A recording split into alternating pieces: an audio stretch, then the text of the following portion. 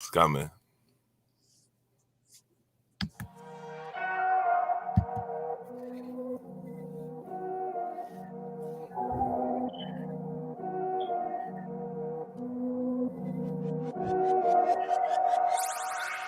Go dummy, go beast on them.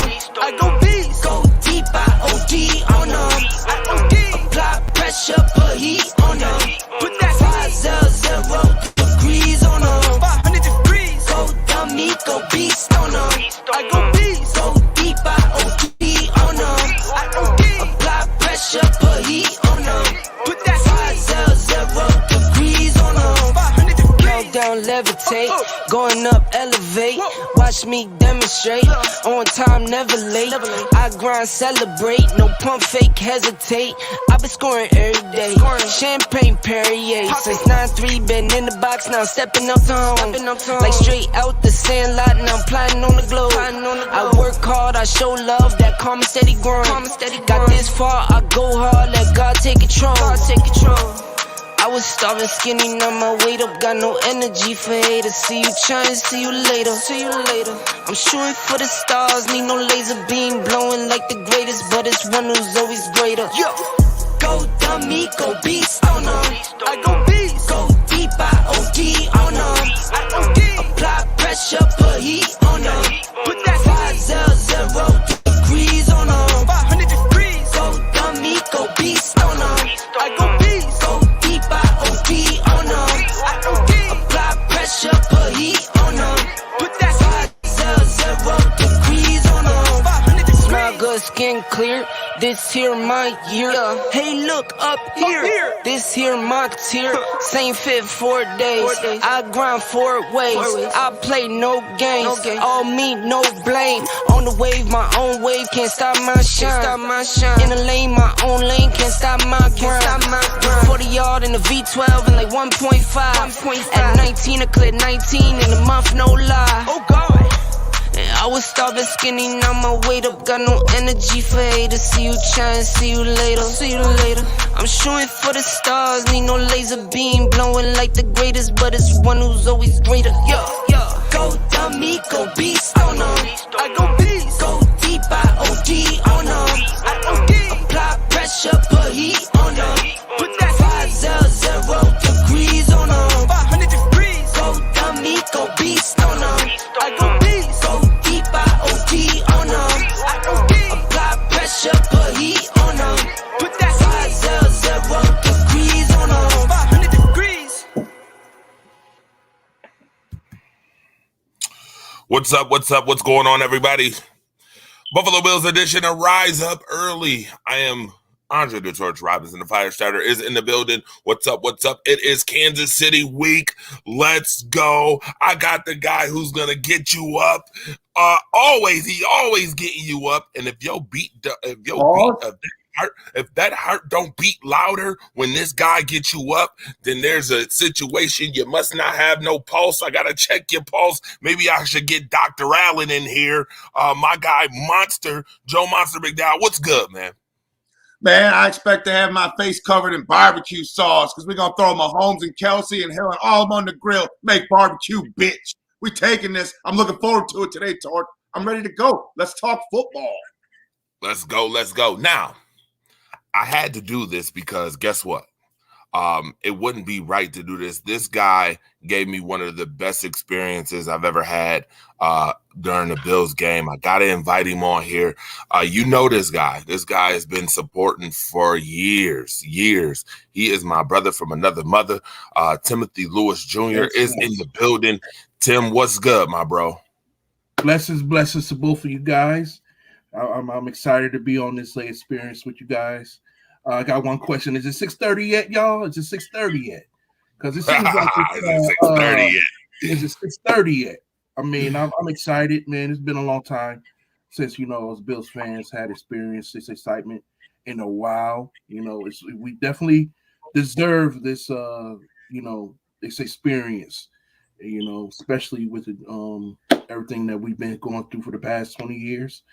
I'm just excited, man. Blessings to you. Appreciate you having me on the show. This Torch Fire Starter and my man, Mr. Monster, man. I've been supporting him as well.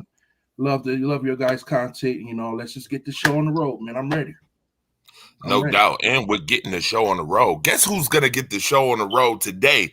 My guy, Monster, is going to lead the charge. He's going to lead the charge today. Come on, Monster. You got it. Today. I'm chilling. Monster, man, take it away. What we talking about? It's on you. I woke up this morning with that feeling in the pit of my stomach, that anxious, nervous energy, like I have to come so I can experience it. Like good or bad, you know that at the beginning of the day today, whenever you wake up, you're going to feel something today, whether it's sadness or extreme happiness. Today, you're going to get some emotional shit. You know what I'm saying? You're going to be in your emotions today. And that's what I woke up with. So tell me, Timothy, we can start with you. You woke up this morning. How are you feeling? You got the same kind of feelings Monster's feeling? Man. Are you excited because you know today's going to be an experience? Man, I had my my pork shoulder in the oven all night, getting ready for the day, you know. You gotta eat big. You gotta eat big on Bills game. I got my beers ready.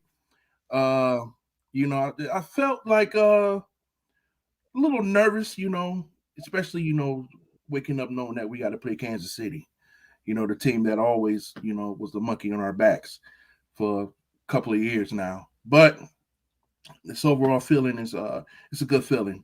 It's a feeling that I didn't have in a while. I didn't experience it, until the past 3 to 4 years, So I'm just ready, man. I'm excited. I'm ready.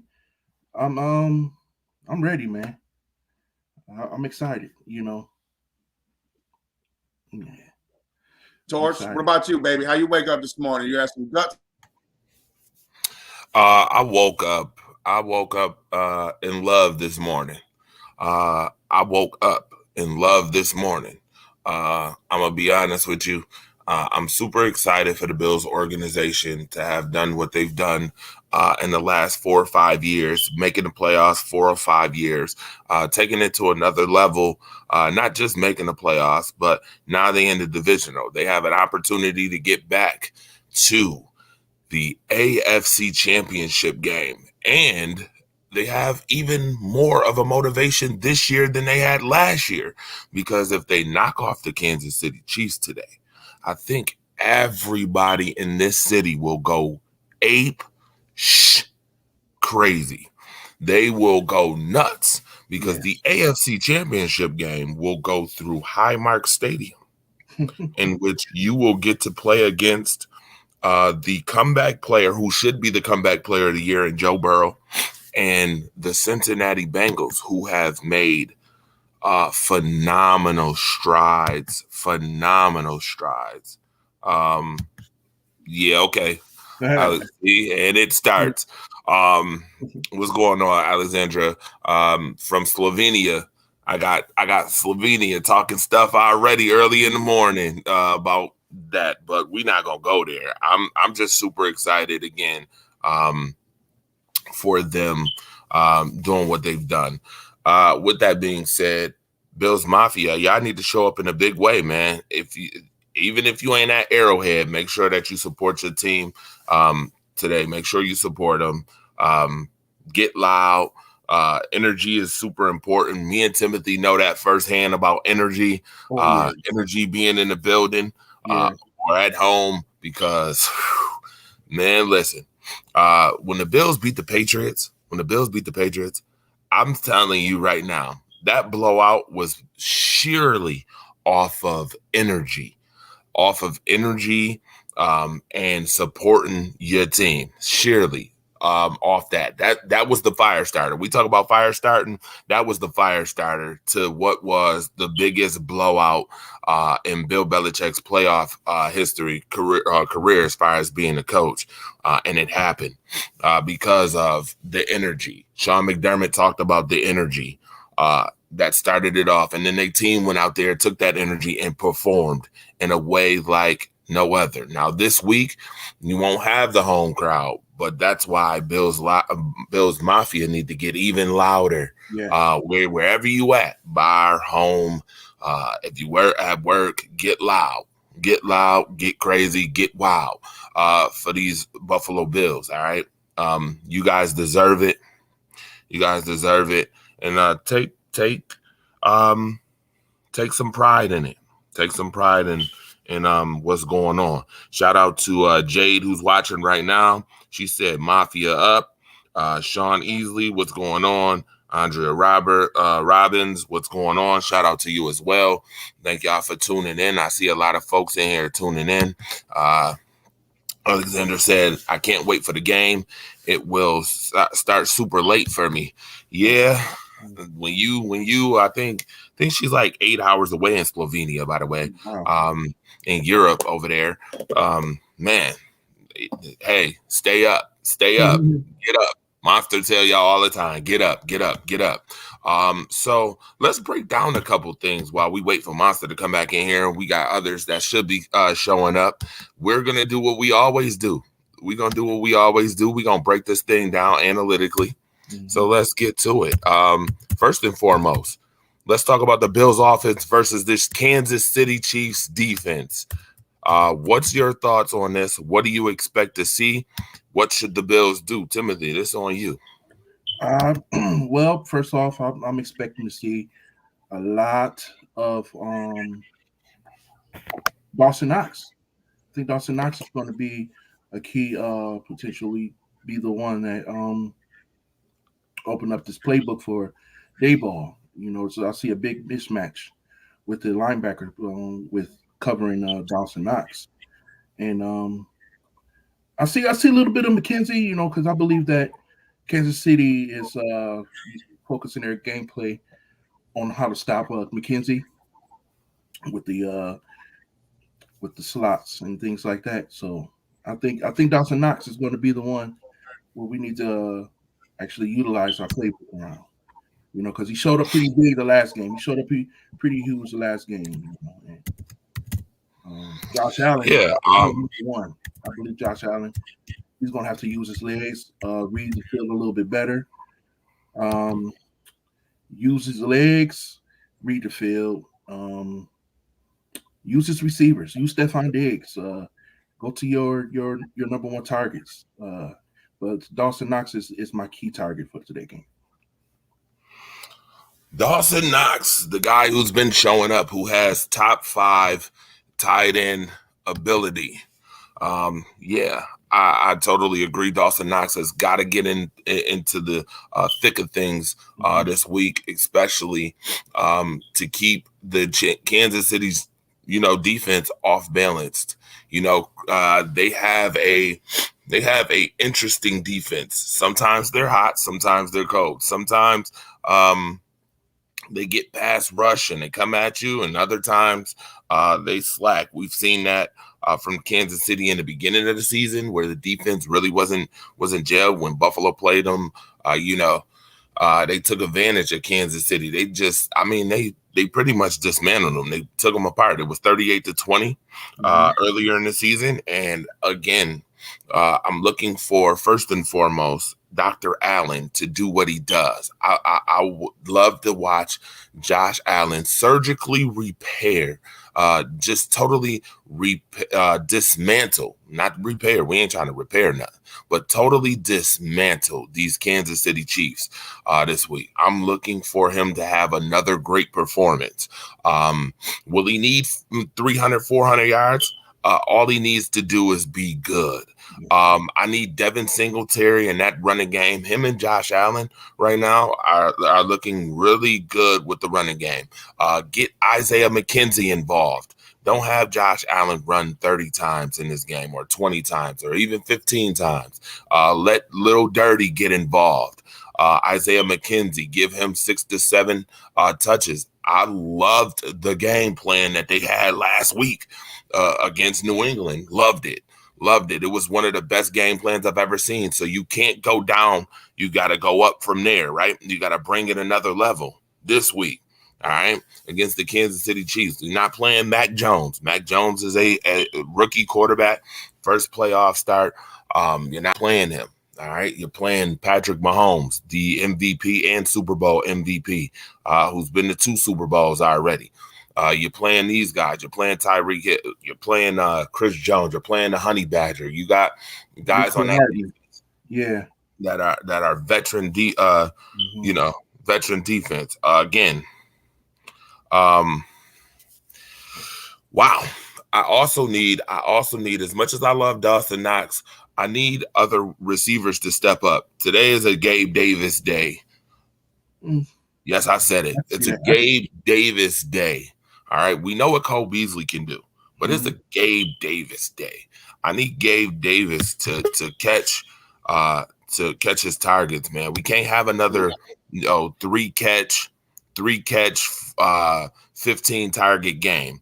And with that being said, I'm going to pass this thing right along back to Monster, who's back in the building, as we talk about the Bills offense versus the Kansas City Chiefs defense. Monster. First off, let me explain what just happened. I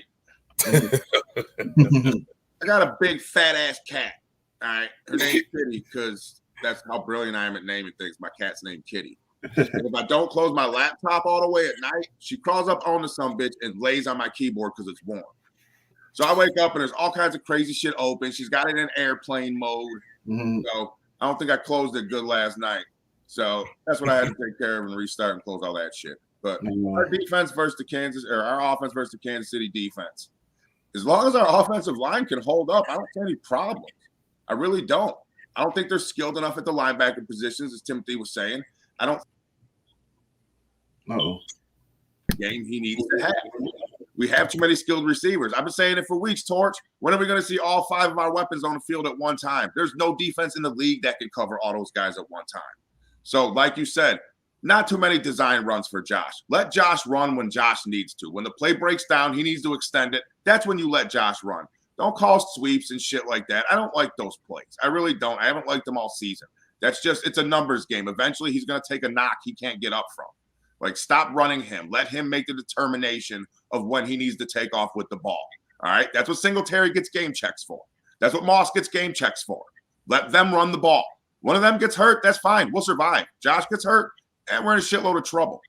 So let the offensive line play the way they're going to play. Make sure the run game's there, complimentary, and just put the weapons out and just do what you got to do. Yeah, I like that. What are you expecting as far as Dawson Knox, the receiving core, and the running game? Elaborate on that, son. It's got to show up. It's got to show up. Now it depends on whether Andy Reid's smart. He's been watching what Dawson Knox has been doing. All right, he's going to scheme for him. Okay, so now you got to scheme for Dawson Knox on certain plays, and you still have to scheme for Stephon Diggs on the same plays. So it's going to become where the mismatch is. You got to exploit the mismatches. All right. If they lock Dawson Knox down, you got to look for Cole Beasley. You got to look for Isaiah McKenzie. You got to look for Gabe Davis. You got to look for whoever's there. But again, it starts with the line. If the line can't block and Josh is constantly running and we can't run the football on design run plays, we're screwed. That's where it starts. All right. I have no qualms about our defense versus their offense. I have no qualms. I think we can handle it. I know we can handle it. All right. But when it comes down to our run game, Singletary needs to show up. Moss needs to show up. Whoever's running the ball needs to show up. You need to gain those yards. We're in Kansas City. This isn't going to be a walkover. We're not going to just push Kansas City around for a trip to the AFC Championship in our own house. All right? They got an MVP, former MVP over there. They went to the championship game and beat us last year. You don't think these boys are going to come out and be ready to play? You're damn fools. They're going to be ready to play. We just got to be ready to play even more.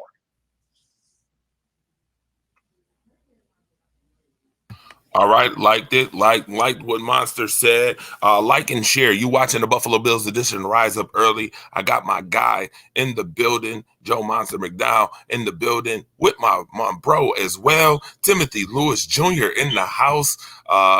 Man, if it wasn't for that guy and you guys supporting, I wouldn't have had a whole lot of fun last week. So shout out to you guys. What's your prediction today, Andre? We will get into that, Dan. I promise you. During the later segment, later end of the show, we'll get into predictions and things like that. We need to also remind folks that you can call in. I didn't even remind y'all. I should have reminded you earlier. Should have told you to bang my line, right? Should have said, bang my line. You know how I do it. Call line is open as well. 716-481-8249. You can call in if you like. Express your thoughts. Don't call in. I don't want to talk to you. Don't call it. He said, don't call it. That's monster being monster. Funny. But nevertheless, I got people right now that's in my inbox talking about, yeah, I'm from the UK and they want to watch the show and they want to call in, and I'm gonna let them call me on Messenger if you can too. If you're from the UK and it's cost too much, just call me on the Messenger, man. We got you right here. I'll put you in here, get you in the fold, and you can express what you want. Like and share the show too, because this is what we do. Hopefully, this is not the last Rise Up Buffalo Bills Rise Up edition, early edition. I hope this ain't the last one. We got more to go. We got more to go and a lot more to talk about too. Now, let's get into the Bills defense versus Kansas City's offense. We might as well get into that. Let's talk about that some. I'll start with Timothy and well, Monster, you, and this is you. Take this thing over, man. Take the wheel. You said in the beginning you was going to let me, and you ain't done it yet. Man, do it. Got it. Do it. You do it. Get up and you do it. You the man. You're giving me problems, Timothy. You see this dude giving me all these problems? It's all early. Give me problems. But no, on money touchdown, what do you see, Timothy, going into it? Our defense, minus Trey White, that's their offense. A lot of weapons, all right, that can put up a lot of points. Like I said, if the boys don't come ready, it could be a shit show. What do you think is going to be the key to that matchup? The most obvious key to the matchup is getting to Mahomes. You have to get to Mahomes before he sits back and allow his receivers to burn your cornerbacks. If the defensive line can get to Mahomes, Mahomes is going to have a hell of a lot of problems today. You have to get to Mahomes before he sets up, and if you don't get to Mahomes, that's when he'll burn you. That's when he'll the real Mahomes, the real McCoy will come out today. So the defensive line got to step up. I see about, 3-4 sacks. I could see a 3-4 sack game. I'm looking for Jerry Hughes. You got to step it up. You're the captain of the defense. You're the veteran. That line has to get to Mahomes before Mahomes kill you. So that's basically. We got to put a bounty on him. I agree with you. We got to put a bounty on him. Harrison Phillips, keep doing what you're doing. Harrison's been playing like a dog. Ed Oliver, you know what I'm saying? Boogie Basham. Like, I don't know why he hasn't got more playing time this year. Every time that kid's in there, he makes a play. He gets to the quarterback.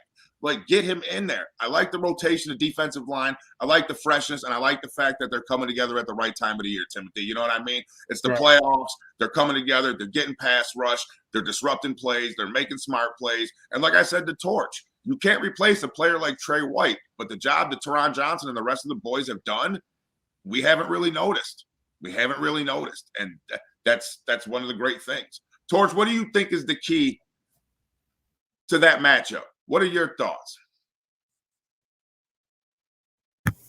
So my guy James Massey from the UK said, our DBs last time we played Kansas City had Trey White. So who's going to step up from the DB position? That's my worry. Well, that's my thoughts. That's my thoughts exactly. Who's going to step up? Because I'm going to tell you right now, that other guy, Levi Wallace, has been getting targeted a hell of a lot. Torch. Folks don't realize it. And he's been getting targeted a hell of a lot. And there's some numbers. And shout out to Mookie Hawkins, the coach, because he pulled some of these numbers. But getting off the field on third down is going to be super important. And I need these DBs to be able to do it. And that's where the magnifying glass has to go today. It has to go on that. You have to put that magnifying glass on it, and then you know how you with your phone you could go like this with your phone and make it bigger. Well, I hope that that's exactly what they did when they was watching film this week. When they look at and make it bigger, you got to emphasize that a hell of a lot. Got to emphasize that today. You want to beat the Kansas City Chiefs, you got to get off the field on third down. You got to be able to do it. If this is a shootout, Soulja Boy will be in the building too. Listen.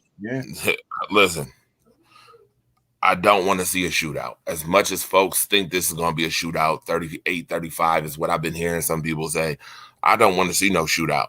Shootouts do not bear well for the Buffalo Bills. We've seen the Bills in a couple shootouts. The comeback against Tampa Bay, that ended up a shootout. We seen what happened. I don't know if you would call the Tennessee game a shootout, but it was a back and forth affair. I guess you could call that a shootout. We saw what happened. You don't want the shootout. You don't want the shootout game. Yeah, you don't want the shootout game. You don't need that. You don't want that. I don't care if it's a shootout, as long as when the clock hits zeros, we have more points than they do. Give me a shootout. I love shootout. Just more points at the end. What you shooting? Rifles, AR-15s.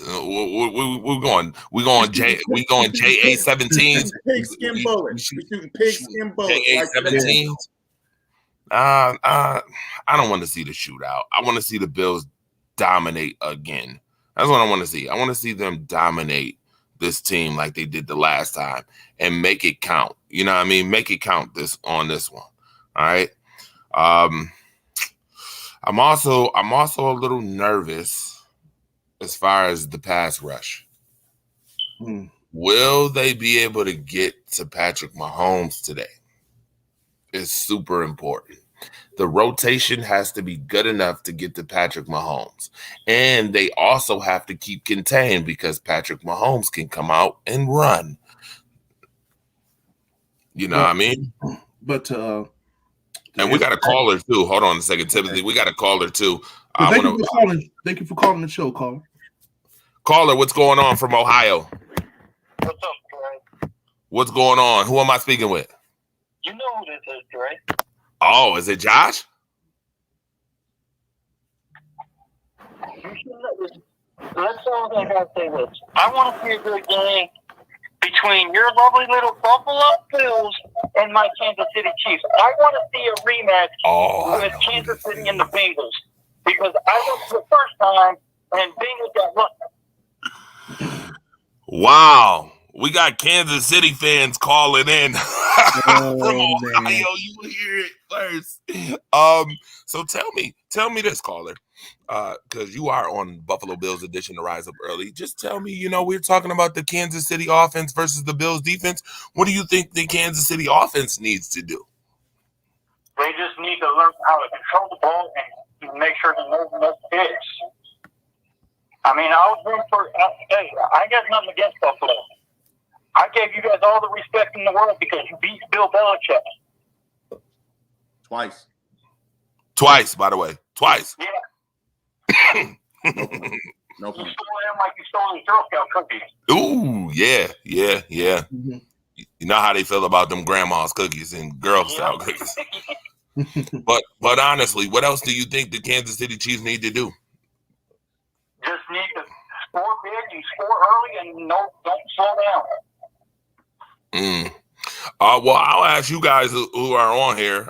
Monster is licking his chops right now. Monster, your thoughts on what you just heard? No, he's absolutely right. He's coming from a objective Kansas City fan. The real question I want to know is the over/under on if Bills Mafia are going to throw a dildo on the field today. Oh my goodness, no! I don't think that's going to work in Kansas City. I don't know. You're kind of crazy, or at least a sweet potato. I still don't understand the thing with the sweet potato. Did I miss something? I don't get it. What's the thing with the sweet potato, Torch? Do you know? No.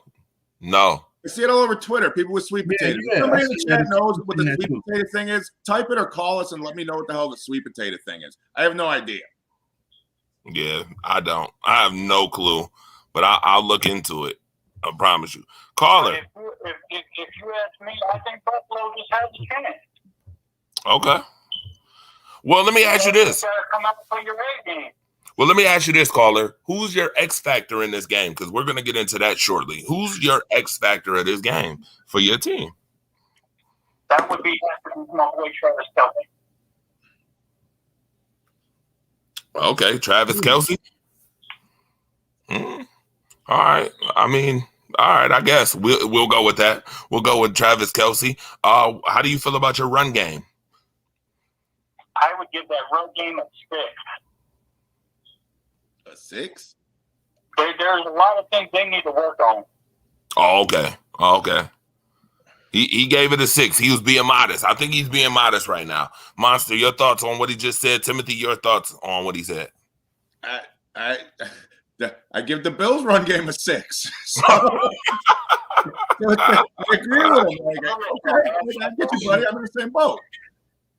Yeah, he said the same way. We lacked so long in the season with our running game. Now we decided that we have an identity with our running game. I think it might be a little too late. But our running game need to be fixed as well, just along with Kansas City. But we spent our entire offseason with the picks, the signees, on how to beat Kansas City. If we can't win today with the moves we made this offseason, would you guys consider that a fail on Daboll on Brandon Beane's part? Ooh. Yeah. I mean, they went pass rush heavy in this draft. Like they took, you know what I'm saying? They took Rousseau, and then with the second pick, they took another pass rusher. They could have went to a different skill position that we lacked, you know what I'm saying? But they didn't. They focused heavy on the pass rush. So the pass rush has to show up because that's what they focused on, as you stated, in the offseason. They were focused on the pass rush and getting to the quarterback because they knew to stop Mahomes and eventually stop other good quarterbacks, Brady, etc. You got to get in their face. Yeah. So that's what they focused on, ignoring some of the other positions that could have been addressed. So that's the part that's got to show up today. Because our number one goal was what? Beat Kansas, get past Kansas City. So there's our chance to do what we've been preaching. So it's up to what it's up to that. Caller, I got a question. On the defensive side. On the defensive Why side. are you calling me colors, Ray? You know who it is. I know, Josh. Come on, man. I know it is. By the way, Josh is calling straight up. This guy is straight from Ohio, Kansas City Chiefs, extraordinaire. Like I love having conversations with this guy. Tunes in all the time. The main reason why I respect you, Dre, is because you guys got our goalie right there in Buffalo, and he's doing a hell of a job for you. You know it. Hell of a job, Rise Up family and everybody who supports Monster. Phenomenal job running the show today. Timothy giving me all the blessings in the world that he did, and everybody who support. I want to thank everybody again for a phenomenal year, for a phenomenal season. I hope this isn't the last week, y'all. But I gotta ask you, Josh, what do you feel is the X factor on your defense? Because we talked about offense, but I need to know about your defense a little bit. Right? Our defense needs to go after. They just need to learn how to go after the ball. Don't just stand there and play the monkey in the middle. I mean, you got to go after Josh Allen. You know Josh Allen he's got speed, he's got talent. He knows how to throw the ball. You just got to go after him. You can't play pickle. Oh yeah, absolutely. So give me some names. Give me some names. Matthew needs to go out there and have his A game. So and that one big boy that we got, he needs to go after Josh Allen more too. Chris Jones. Yes. Okay. Well, I got a question, and don't consider this a fire starter question, but I gotta ask you. Who's the better safety, Jordan Poyer or Tyrann Mathieu? Matthew. Oh, he said Matthew, of course. Of course he was going to say that. Yeah. Of course. Can I ask y'all a question? Like I said, if it would come down, if they were both on the Pro Bowl, if they were both in a Pro Bowl and they would actually race against each other, I would have to go with the dude who said in Buffalo. Okay. Well, at least, see, there we go. Monster, Timothy, what's your thoughts on that? We having a little fun right now. I honestly, I don't want to say I disagree with them, but I think they're here. Yeah. Honestly, I think Poyer's the safety he is because he has Micah Hyde. I think they're both a package. I think they play well together. You take one of them out of the equation, the other one's not going to play as well. But as far as one-on-one matchup goes, as much as I love Poe, I can't argue the fact of Matthew either. I got to give him respect. The dude's a good baller. The Honey Badger can ball. I can't take nothing away from the dude. So I think him and Poyer are kind of here with it. I think Poyer's helped out a lot by Micah Hyde.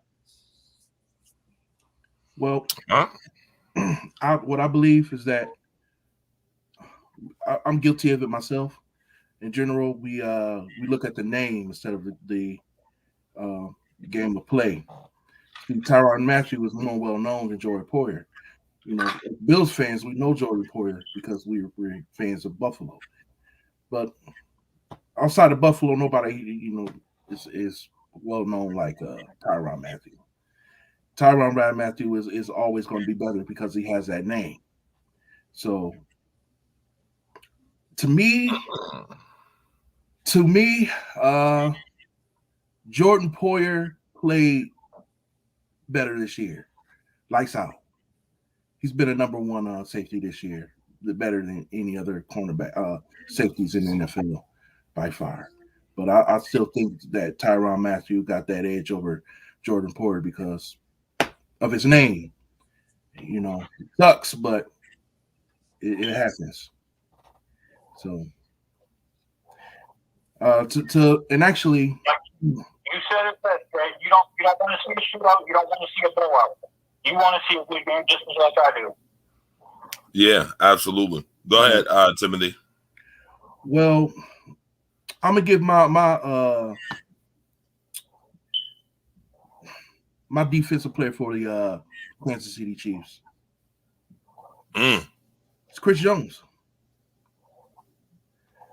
He got to find a way to get to. Sad to say, he's going to figure out a way to get to Allen. We use our offensive line weakness. Then I just hope that the snowman will pick it up because you know he's going to be on Jones all day today. So, Yo, it says you paused the live feed. No, I didn't pause anything. I don't know why. Oh my goodness. Okay. Yeah, I see that. I see it now. Okay. With that being said, keep going because I gotta do something. I think they locked me out. This mother lover right here. Go ahead. I think the Kansas City defensive line will give us the most problems today than any other defensive position out there. Yeah, the line's going to be tough. It's going to be tough. Chris Jones is no joke. They got other pass rushers. They're a good defense. Like, that's why I stated one of the keys is our offensive line. You got to keep Josh upright. They're going to come with the heat. They're going to come with the heat. Andy Reid's a good coach. He's going to be prepared. He's going to know what to do. You know what I'm saying? McDermott's got to beat him again. Like, McDermott beat Belichick twice. So, all right, you're starting to gain that credibility of beating good coaches. Like coaches that are very smart, coaches that have won things, coaches that have resumes that are impressive. Those are the coaches McDermott has to continue to beat to grow his legacy, his coaching, you know what I mean? And continue to get us there and win the damn chip because that's what we want at the end. We want the shiny little football. That's what we want. We want the Lombardi. We want the Lombardi. One. We just want one. Just one. That's what I'm saying. Kansas City being all greedy. You guys just won one. Shit, let us have one. But no, I don't want to have it. I want to earn it. Yeah. So come out, bring your A game. Let us punch you in the mouth and then go home. Well, you already are home. We'll go home and host the AFC Championship game. Your mic's muted. Man, I need a new producer. All right, Monster. Who else is next? You don't need no new producer. Man, who else is next? What else are we talking about? This is Buffalo Bills edition of Rise Up Early. Make sure you like and share. We on YouTube right now and on Facebook and other platforms. We got Josh from Ohio on the line. If you want to, Did you restart it because it just ended? Nah, it's still going on 2 other platforms. We good. Yeah. I just want to know if you want to call in 716-954-5209 or 716-481-8249. I gave y'all the numbers. Monster, what else we got going? Where your bets at? Who's betting on the game? Who's betting on the game and what are you betting? You betting prop bets? You betting parlays?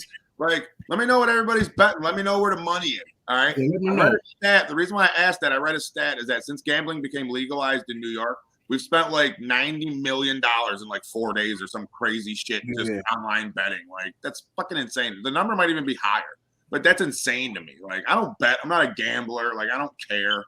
But I do follow it and I do find it interesting. I see it all the time on Twitter. These guys bet $20 for these 16 parlays and they win like 400. Like, yeah, but where are your losses? Like, you post your wins, but how much did you take in the face with that? So if anybody out there is gambling or anybody's got squares or whatever, let me know where your money's at. Let me know what you guys are betting and what you're hoping to get out of it. It has nothing to do with the game itself. I'm interested to know shit. Let me know. What platform you use, Monster? You use the Caesar, the DraftKings, but what you use? I don't use anything. I don't bet. Oh no? No, I just follow the spreads and I follow the shit online. Like what the over-unders are. I look at the prop bets, you know what I mean? Stephon Diggs over 60 yards. Like maybe one day, but I'm kind of into – I don't gamble. I don't see the thrill in it. But I'm just kind of doing my studying now. Like, how's this shit all work? Like, it's new to me. You know what I mean? It's tough. Kind of doing homework now. So if I want to drop $2 on a 10-team parlay to win a couple thousand, screw it, it's $2. You know what I mean? But it's going to be interesting. Does anybody know what the weather's like in Kansas City, Torch? What's the weather like in Kansas City today? Let's see here. Well, you know, the weather guy, Andre the Torch Robinson, will be you know, predicting some cloudy skies. Let's see here. Cloudy. Kansas City weather. Why not? Let's bring it up on the AccuWeather Google search platform today at 6 o'clock. It should be 34 degrees, y'all. 34 degrees. If you can see this, you can see this here. 34, cloudy. Doesn't look like there's going to be any precipitation whatsoever. No snowfall predicted. This should be a nice, breezy, easy, breezy, beautiful. No, we ain't covering girls. Okay, we beating the Chiefs this week. If you don't remember that 90s song, and you don't know how old that. Yes, I do. I remember it. But we looking to beat the Chiefs in 34-degree weather tonight. Absolutely no. Oh yes, and see, I said that without even looking. You see what it says, folks? No precipitation expected tonight. Which means Dr. Allen gets to go out there and surgically remove some things tonight. All right. What's the wind? The wind factor. Oh, we want the wind. Look at him. Look at him making me go through talking about the wind. Oh, you want the wind factor too? All right. AccuWeather, here it comes. The weather guy. Andre the Torch Robinson being the weather guy. Let's see here. Humidity at 60%, dew point 23 Fahrenheit. Visibility, you should be able to see all through that mother tonight. No visibility issues whatsoever. Oh, the wind will be at 11. Ooh, wait a minute. The wind will be at 3 miles per hour. Oh, a whopping 3 miles per hour tonight. It's gonna be a lot of running today. Yeah. Oh, yeah. At least listen. At least right now it's 11 miles per hour, but it's at 3 miles per hour at 6 o'clock, folks. So wind should not be an issue. 3 miles per hour. Wow. See, I read a different report, Torch. I think you're not telling the truth. I think that I saw that visibility is going to be blue and red. I've seen a lot of visibility of blue and red. All right. The forecast, okay, it's going to be slight drizzle with a chance of heavy touchdowns. You know what I'm saying? It's going to, towards the end of the game, it's going to rain Bills Mafia. Like, there we go.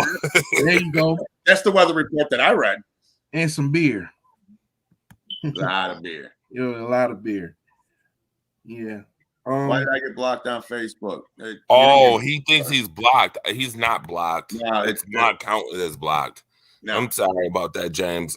People like to mess with my account while I'm on shows for some reason. James, you're not blocked, sir.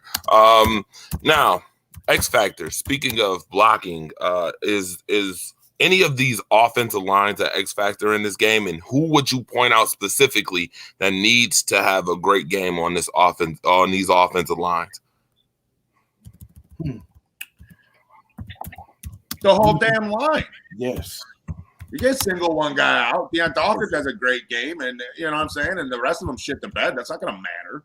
They all have to show up. All right? This is for a trip to the AFC Championship. This is big boy time. Throw your big boy pants today. Throw your balls out, and let's get it done. Like, there is no tomorrow you don't show up today. This is the window. This is what we built for. Josh is still on the rookie deal. All right? Like I said before, Torch, this is not going to be the worst team Josh Allen's on. As the contracts start coming up, we're going to start losing talent. It's how the business works. Yep. You know what I'm saying? We need to take care of this window now. This team is built for now. We drafted for now. We did signings for now. This is our window. We need to go for it now. So the whole damn offensive line needs to show up. Protect him, and let's get the shit done. Yeah. Absolutely. Absolutely right, Monster. You nailed it right on the head, the whole line. But I'm going to go out on a limb on this one. I'm going to have to say the outside tackles. But to say that they really have to protect Josh Allen from those blind spots. You know, those are for the quarterback. Those are the hottest spots to see the edge rushers coming from. So we need, you know, Spencer Brown and Snowman to be on the A games today because they're coming on those edges, and to contain Josh Allen from going on the outside because he's most dangerous on the outside. You know, inside the pocket, he's becoming a better quarterback inside the pocket, but he's pretty much untouchable outside that pocket. You don't know what he's going to do. So we need those offensive tackles to be on the air game today for that protection of those blind spots on Josh Allen. That's my X factor on it. Yep, and they need to keep the laundry off the field. Play good and play clean. Yes. No holdings. Like, I don't want to see that shit. Like, play a good, clean game like you played last week. Yeah. Like, you guys can do it. Like I said last week, there's no going back now. We've seen what this offense can do. We've seen them play an almost perfect game. Like, you can't call a shit game this week. Like, no. Like, you set the standard already with last week. We know you can get the job done. All right. Question right here from James Massey. Do you guys think Groot plays like he did his first time against Kansas City? Go ahead, James. It's going to be hard to tell because he's still a rookie. You know, he's been so inconsistent this year. You never know which group that you're going to get. We may get the Kansas City game group, or we might just get the group that we don't know what's going to happen next. But and that's the problem. Yeah, and that's the problem because you're the first pick. These are the games we drafted you for. There is no you can't show up today. You have to show up today. Your spot depends on it. It's what we drafted you for. So you're going to go out and make the GM and coach look stupid for putting their faith in you as the first pick for these Bills? Nah, Groot's got no choice. Rousseau's got to show up today. This is what we drafted him for as high as we drafted him. Like, shit or get off the pot, kid. This is crunch time. And we have to utilize our like I don't understand what the hell Ebenezer doing sitting down most of these games, and he's been productive on the field. You know, we got to use our line. We have shitload of talent on the line. Don't get me wrong about that. You know, especially, you know, with what's the guy's name that's hurt? 97. Mario Addison. Addison, yeah, especially with him supposed to be being out. I could see a lot of rotation on the line with Ebenezer and Groot. Probably Bookie Basham as well. So you might be able to see someone outside of Groot make a few plays on this game today. I love him since he came in. How do you not love a kid with the name Boogie? Like, come on, Boogie. We all know a dude named Boogie in real life. Right. I knew a dude named Boogie back in the day. We all knew a dude named Boogie. Right. Like, he shows up and he plays. He kind of has a little bit of swag that Diggs has, like the dog. Like, you need that. Like, the kid produces. Like, I don't know why he hasn't got more time, but Ed Oliver's been playing well. Harrison's playing like a dog. Mm-hmm. Like, you got to earn your spot, kid. Like, just keep showing up and doing what you're doing. Oh, yeah. The Get Up gonna be fired today. Yeah, I gotta think of something to say. I don't even have nothing thought of yet. I still gotta write the shit. For sure. Shout out to Monster and the Get Up video for sure. Yeah. We always enjoy watching those. For real. Definitely enjoy watching those.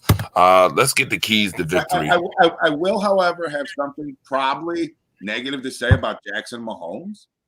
You could probably bank on that in the Get Up. So yeah, if there's ever somebody that I'd want one of those Paul kids that are assholes making all this money to punch in the face, it's Jackson Mahomes. You know what I'm saying? Why don't you become a hero? Stop beating up old athletes that are past their prime. Go punch Patrick Mahomes' brother in the face. I'll pay for that. Right. I can't stand him. He's just doing his little TikTok dances. I just want to smack the fuck out of that dude. I really do. Oh, man. So, keys to victory. My keys to the victory is going to be field position. I kind of fence on how they use Micah Hyde and some special teams, because I really believe we're going to have a lot of opportunities for someone to, return something back.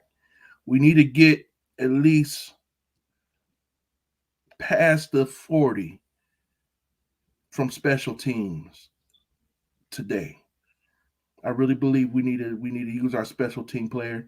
Either, don't kill me to say this, I would rather see Marquez Stevenson come back and return some punts than to have Micah Hyde go back there, because his work is cut off for him today. We need Micah Hyde back there with Tyreek and Mecole Hardman all day. So if he get dinged up on special teams, there goes our game plan right there. That's the game. That's the X factor, special teams. He took it right out of my mouth. Matt Hawk can't have a performance like he's had in the past. You can't do that. All right. And I said it before on our show prior. Stevenson scares me because he doesn't look confident. He looks nervous returning those kicks. He doesn't look confident. Like, you can just tell. Isaiah McKenzie. Like, who misses Andre Roberts right now? Raise their hand. Like, that's a position that I'm fearful of. Because in a game like this, one turnover on a punt, you're screwed. You lose games based on those. So I think that's a real weak spot on this team, is the special teams. Yeah. All right. Bass has been fine, but our punting game, our return game, like, they've been suspect. Like, there's been times where they haven't been good at all. So I'm looking at that as the X factor, is special teams as a whole. Like, you guys can't cost us the game. Something like a punt shouldn't cost us the game. You know what I'm saying? So show up, play smart. I agree with the Micah Hyde thing. I don't like him back there. But if he's a safety blanket and he avoids a turnover, then I'm okay with that. You know what I mean? I'd much rather have the ball go out of bounds and we start somewhere with it than have a mistake happen. But that's my key, is the special teams. Yeah, I agree with you with that one, but I want to see Micah Hyde get hurt with one of these returns, especially if he has a bigger role than any player on his defense today. Any player besides Tremaine Edmonds. But Micah Hyde is a very vocal point on this defense today, because without him, we can't rely on the cornerbacks to cover the fastest player. Two of the fastest players in the NFL right now are Mecole Hardman and Tyreek Hill on the same team. Especially, me and Torch seeing how bad Levi Wallace was getting burnt all game last week. Levi Wallace is really, really, really, he has to really step it up. Today, he pass interference. You know what? I'm not being totally fair with Levi Wallace, because he has been showing up, but his weakness is the speedy receivers. He cannot cover anybody that runs a 4.4, 4.3. Man, all he see, the back of their jersey. So Micah Hyde is very important today. Very. To be fair to Levi Wallace, since Trey went out, though, Levi's had to step up against a different level of competition. Right. No excuses, but he's now covering usually the number one guy that he's not used to covering. Again, no excuses. You're in that spot. Next man up, you got to play. But just to play devil's advocate, it's taken him a little while to adjust. He's starting to play higher level competition receivers. You know what I mean? Right.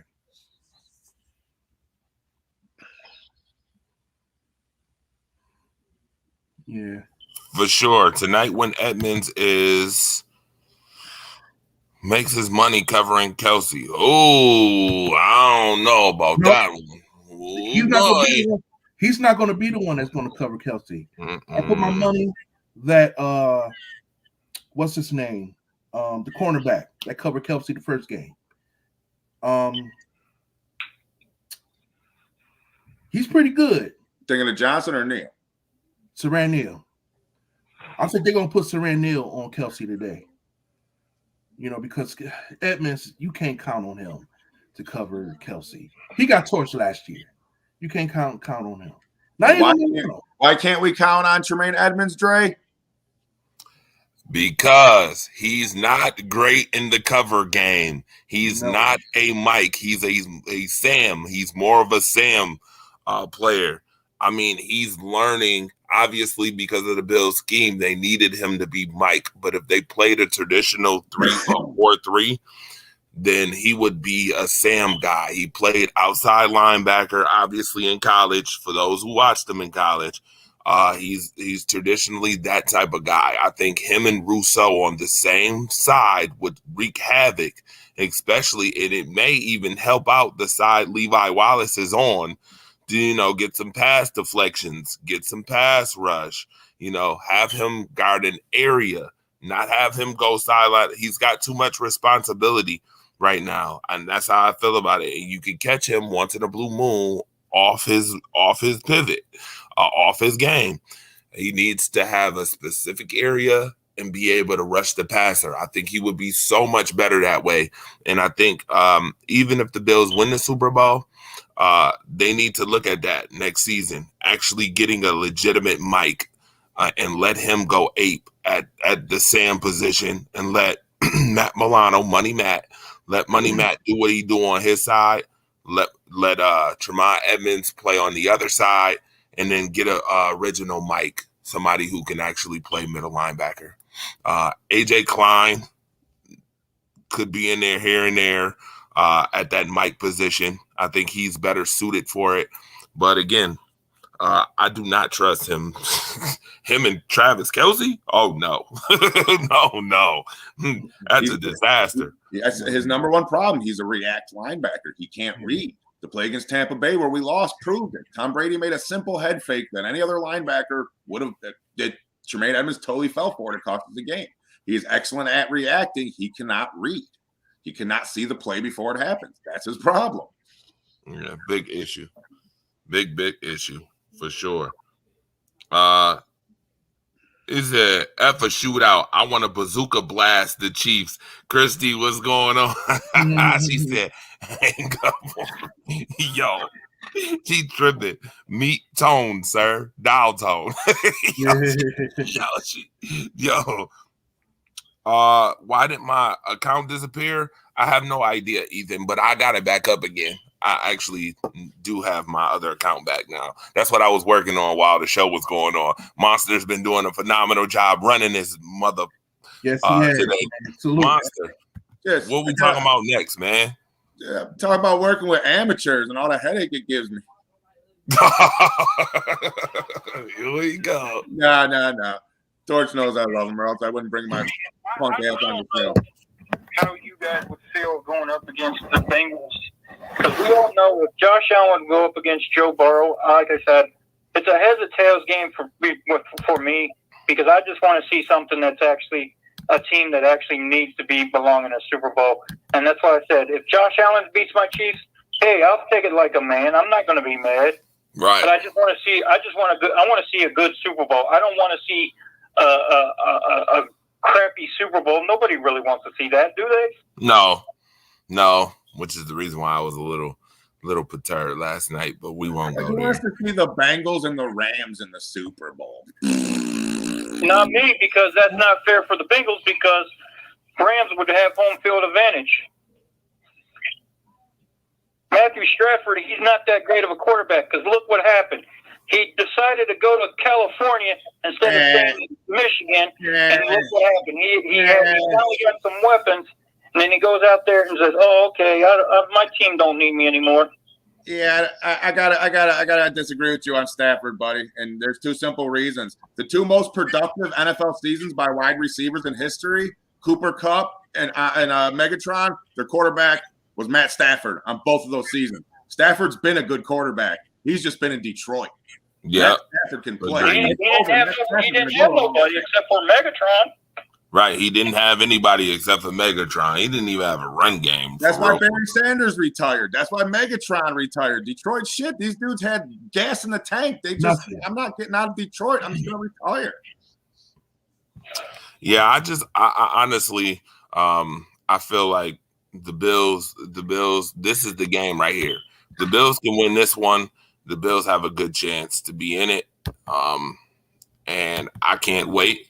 I'm going to be excited. I'm going to be excited for the organization. Shout out to the organization for doing what they've done. Keys to victory, obviously, in my opinion, is just straight up. They need to play with aggressive nature, do what they did last time, and exemplify that. This is where it counts. This is where it counts. Again, the magnifying glass. That's how I'm calling it today. I give you that. All right. My keys to victory. Prime possession. Well, you keep the hands out of the ball out of Mahomes' hands and control that clock, then you're looking at a decent win for the Bills. You got to keep Mahomes on that bench. Look at what the Bengals did to them the first time. When you see how they did that, everybody's like, Tony Romo says, they should have kicked the field goal. Why would you want to kick a field goal when you're down on the 20-yard line with 15 seconds to go? And we all know that Patrick Mahomes will come down the field and still score a touchdown on you. I don't know why people say that. People are dumb, buddy. A lot of people are real stupid. That's why I didn't understand why Tony Romo would have the nerve to say, kick a field goal. Okay, you have 40 seconds left. And you know, and I know, who all knows that Patrick Mahomes will be, if he will beat you with his mind. Because we all know he likes to do those underhand passes. That's one thing you guys got to watch out for. I'm not taking anything away from that, but that's one thing you guys got to watch out for. If you can get past that, then you got him beat. Marcus Betts said, should be a great game, needs to belong in the Super Bowl. LOL, fair. To be the man, you got to beat the man. Bucks played in their own stadium for a Super Bowl. Tampa Bay, another Brady fan. Oh no, he's not a Brady fan. He's actually a Cowboys fan. See, that's their whole problem right there. Look what happened to the Dallas. They got beat. I mean, they even screwed up. They know they screwed up too. It's like I said before, I just want to see a good Super Bowl. I don't want to see nothing sarcastic. I don't want to see nothing boring. If I see a boring Super Bowl, forget about football for the next 2 years. That's like how I was saying about the college football championship game between Georgia and Alabama. I thought Alabama was going to run away from Georgia, but I guess I was wrong. I mean, you never really know what you're going to get in the playoffs because last year you had two of the best teams in the NFL in the Super Bowl. What happened? They put up a shitter. It was the worst Super Bowl I've ever seen in my life. Yeah. It was bad. Terrible. Absolutely. All right, Absolutely. my keys to victory are this. It's simple. There is no tomorrow. Come out, aggressive, throw the ball around, pass rush, punch them in the mouth, play with a fucking energy you've never played with before in your life. Like, just come out and just push it. This is what all those early morning workouts and the two-a-days and training camp and lifting weights and watching what you eat, all that miserable shit that goes into being a top-flight professional athlete, this is the moment you do that for. So put that work in that you've put in all season long. Go out there on the biggest stage in front of the whole world and beat Kansas City and punch our ticket home for the AFC Championship game. That's the keys to victory. It's simple. There is no mathematical, whatever the fuck that word is. You know what I mean? There is no mathematical equation to figure it out. It's heart, it's determination, it's making the plays on the field when they're there to be made and going the little extra to beat the man in front of you. That's what it is, and that's what I want to see get done today. Yeah, it all depends on what team shows up to play. Gotta look at it that way. You know what? I'm gonna say this. Not only that, it's also depend on who has the most to play for. What is all on the line for Buffalo? Number one, we never had a Super Bowl before. Number two, we could possibly host the AFC Championship in 30 plus years. Buffalo has a whole lot to lose because number one, their back is up against the wall because everybody put Kansas City up on this pedestal like, oh, it's going to be Kansas City and the Bengals next week. And just skip right past Buffalo. And another thing too, Stephon Diggs. He remembers what last year. Him standing there by the sidelines watching y'all celebrate last year. You do not expect that he's not going to have a big game today. Stephon Diggs going to show his ass off today. They all feel it. They all remember it. They all remember it. Mookie said these boys are laser focused. These boys are laser focused. Like, man, it's just last year I was excited to get to the AFC Championship game, but I wasn't, you know what I'm saying? I still feel from the 90s. Like, that ex-girlfriend, like, am I going to be let down? Am I going to be heartbroken again? But it's like we're starting to get back to the point now where we're legitimate Super Bowl contenders again. Yeah. Like, it's been so long, man. It's been so long. We legitimate Super Bowl contenders. Like, they built it the right way. So it's like, man, this city's going to lose its fucking marbles if we win the Super Bowl, y'all. I'm going to lose my marbles if we win the Super Bowl. I'm going to show my ass. Like, it's going to be crazy. You want to talk about a show to tune into? If we win the Super Bowl, tune into the Rise Up show after we win the Super Bowl. Crazy shit. Yeah, absolutely. With that being said, anything else we want to talk about tonight? Thank you, caller Josh. Josh in the building from Ohio, calling in, supporting Timothy Lewis Jr., my guy. Man, yes. I hope to get you on more shows. Definitely. Monster doing his thing as usual. Mr. Monster Zinc doing his thing as usual. Anything else we want to talk about before I let you go, Dre? Look for me in 1 week.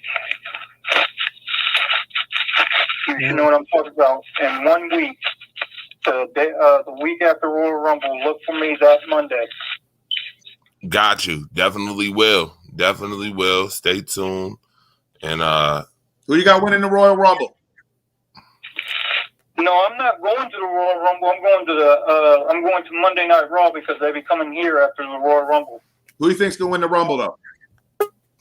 My honest opinion, I want to see somebody who really wants to go up against Roman Reigns or Brock Lesnar. I want to see somebody who would really give it to him, and I want to see who knows. You know what I think happens? I'm gonna predict it. I think Brock loses to Lashley, and then Brock wins the Rumble. There you go. That's a McMahon thing. That's a very McMahon thing. That's a Vince McMahon thing. Why do we need to see Bobby Lashley being another champion? I mean, come on. We don't. Just like we don't need to see Brock versus Roman for the 400th time, but Vince is going to force feed it to us. Yeah. You know it. You already know on that one. All right. With that being said, got my guy here, Marcus the Alphabet. That's what happens when it's predetermined, guys. That's what happens when it's predetermined. Yeah. Now, come on and talk about the game. Smart guy. My mind. Everybody. What's going on, Monster Man? Good, man. How's golf weather down there? Man, it's cold in Texas, man. I don't like this cold. It ain't Buffalo. It ain't Buffalo cold, but it's a little chilly over here, man. I don't like the damn cold. We ain't got a golf yet. We still playing football. Right. Yeah. Yay. You know, it's well deserved, man. I know the city's got to be really excited. It's going to be, look, man, all of the, you know, all the things that you want is all in front of you, you know, but it's you got to handle business. The man who was on the line, he was saying, like, who wants it more and stuff. Oh, well, we want this and we want that. Look, sometimes you got to beat people up and take their lunch money. That's just what it is. If you want respect, here, look.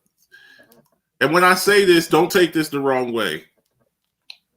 The perception about Buffalo around the country is y'all are kind of like I don't want to say the word losers, but you haven't won the big game. And sometimes what you got to do is you got to beat people up. Think back to the game of a few years back, Peyton Manning with the Broncos. You know, he got over there. They were really rolling over there. Seattle had never won a Super Bowl, and they went in there and they beat them up. They beat them up. Seattle did.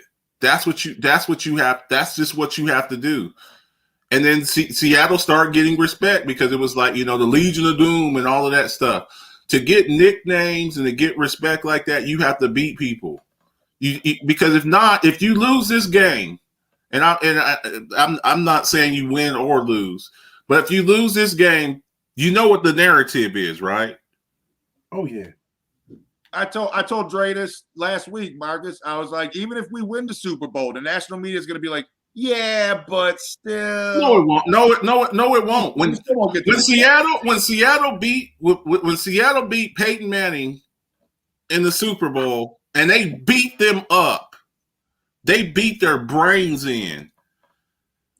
You're not gonna get. It's like in boxing with Floyd Mayweather. You can't go in there looking for a decision. The only way you're gonna get the respect and the victory that you want is you got to go in there. And I mean, he never lost, but you have to beat him up. That's what y'all are going to have to do to Kansas City. That's what you're going to have to do to Kansas City. Because right now the narrative is, oh yeah, y'all beat them in week 5, but you know, Kansas City was, you know, they were kind of, I think they were 2-3 at the time. They were kind of stumbling and bumbling, and you know, you beat them. But you go in there and you beat. This is the 2-time defending AFC champion. If you want the respect you feel like you deserve, you got to beat them, because if you lose to Kansas City today, the narrative is going to be it's Buffalo being Buffalo again. That's what it is. The Buffalo, they go to the Super Bowl, they get to a big game and they lose. Buffalo, they go to the AFC Championship last year and they lose. And you talk about motivation. You know, I keep seeing these pictures of Stephon Diggs, you know, looking at the confetti and stuff. Well, you got to look at Kansas City's motivation. They were looking at Tampa Bay throwing up confetti.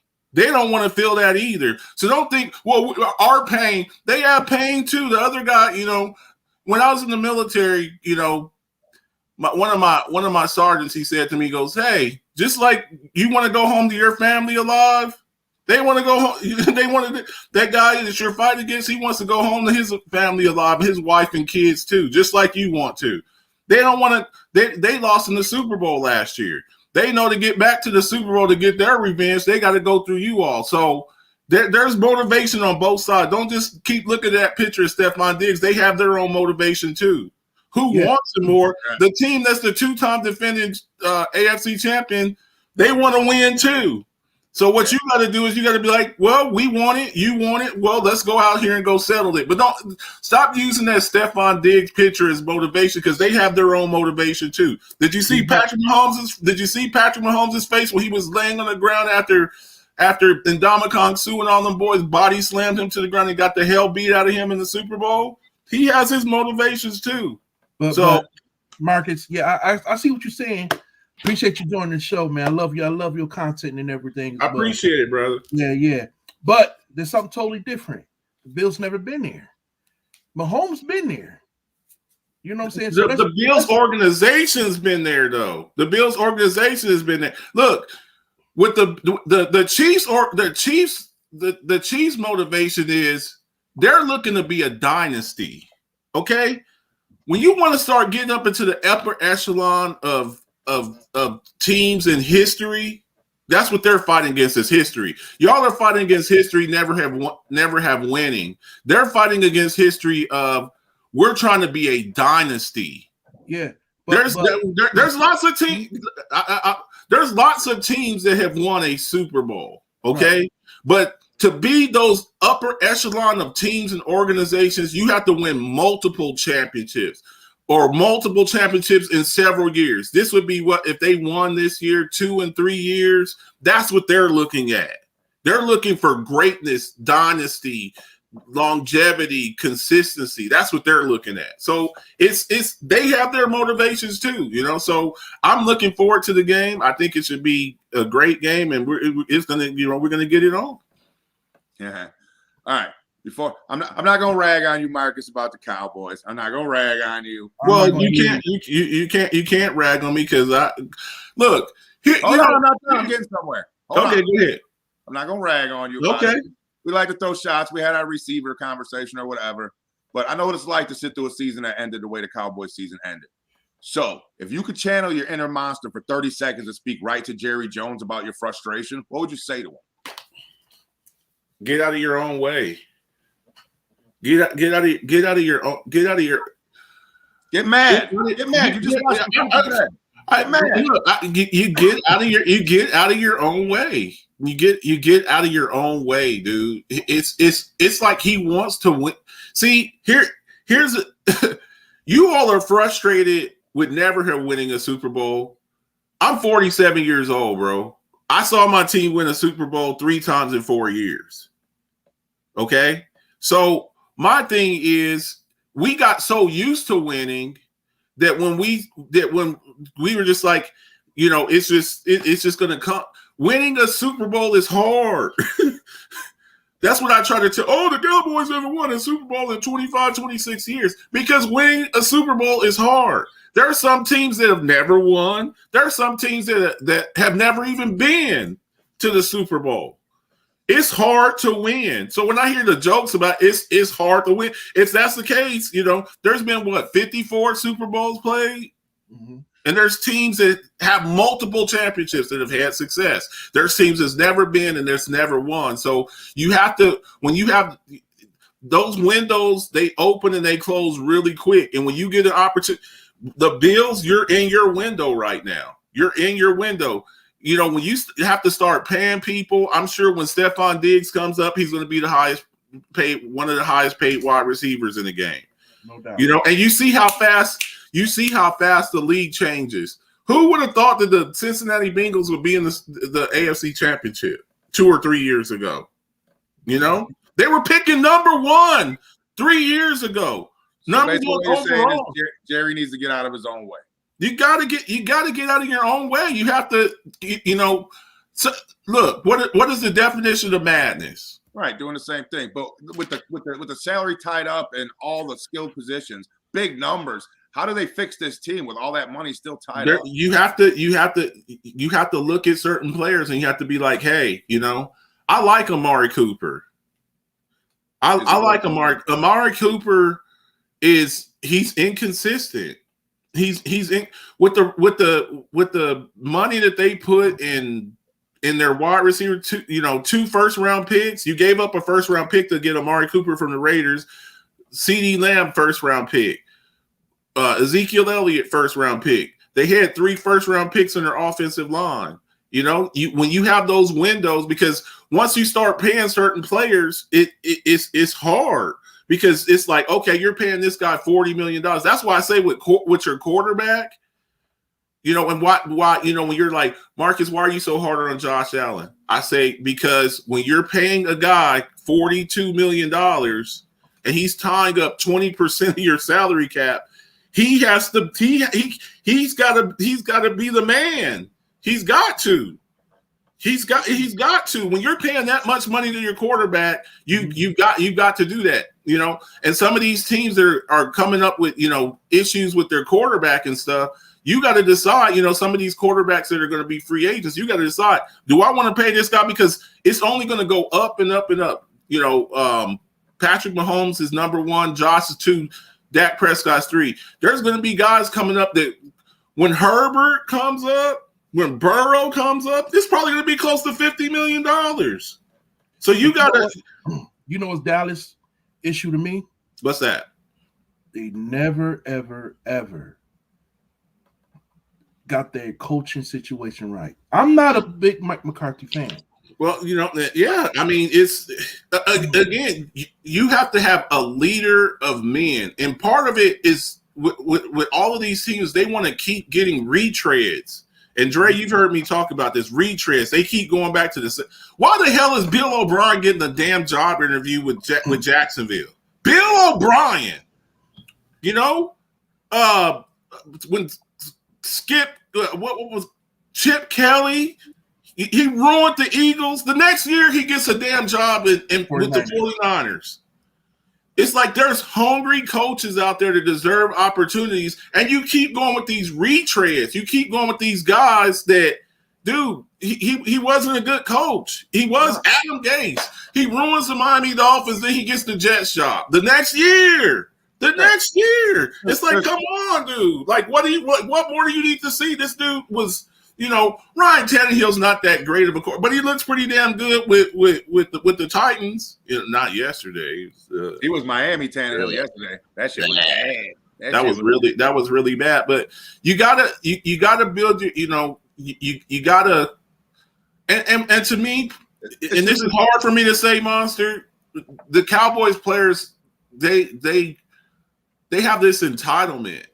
They have this sense of entitlement. Like, you got to understand, when you play for certain organizations or certain schools or whatever, there's a target on your back, and that's the thing about being successful or popular or whatever. People want to beat you. They come after you. The Buffalo Bills, when you start having sustained success, y'all started about 5 years ago, kind of start having success.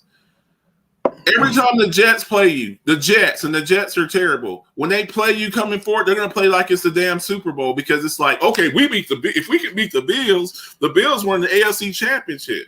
The Dolphins, when they play you, they're going to play you like a certain way because you were in the, so when you're popular, the Cowboys are the most popular, most expensive franchise in all of sports. So to beat them, we beat the Cowboys. We went to Jerry Jones's, big ass stadium and beat the Cowboys. They're North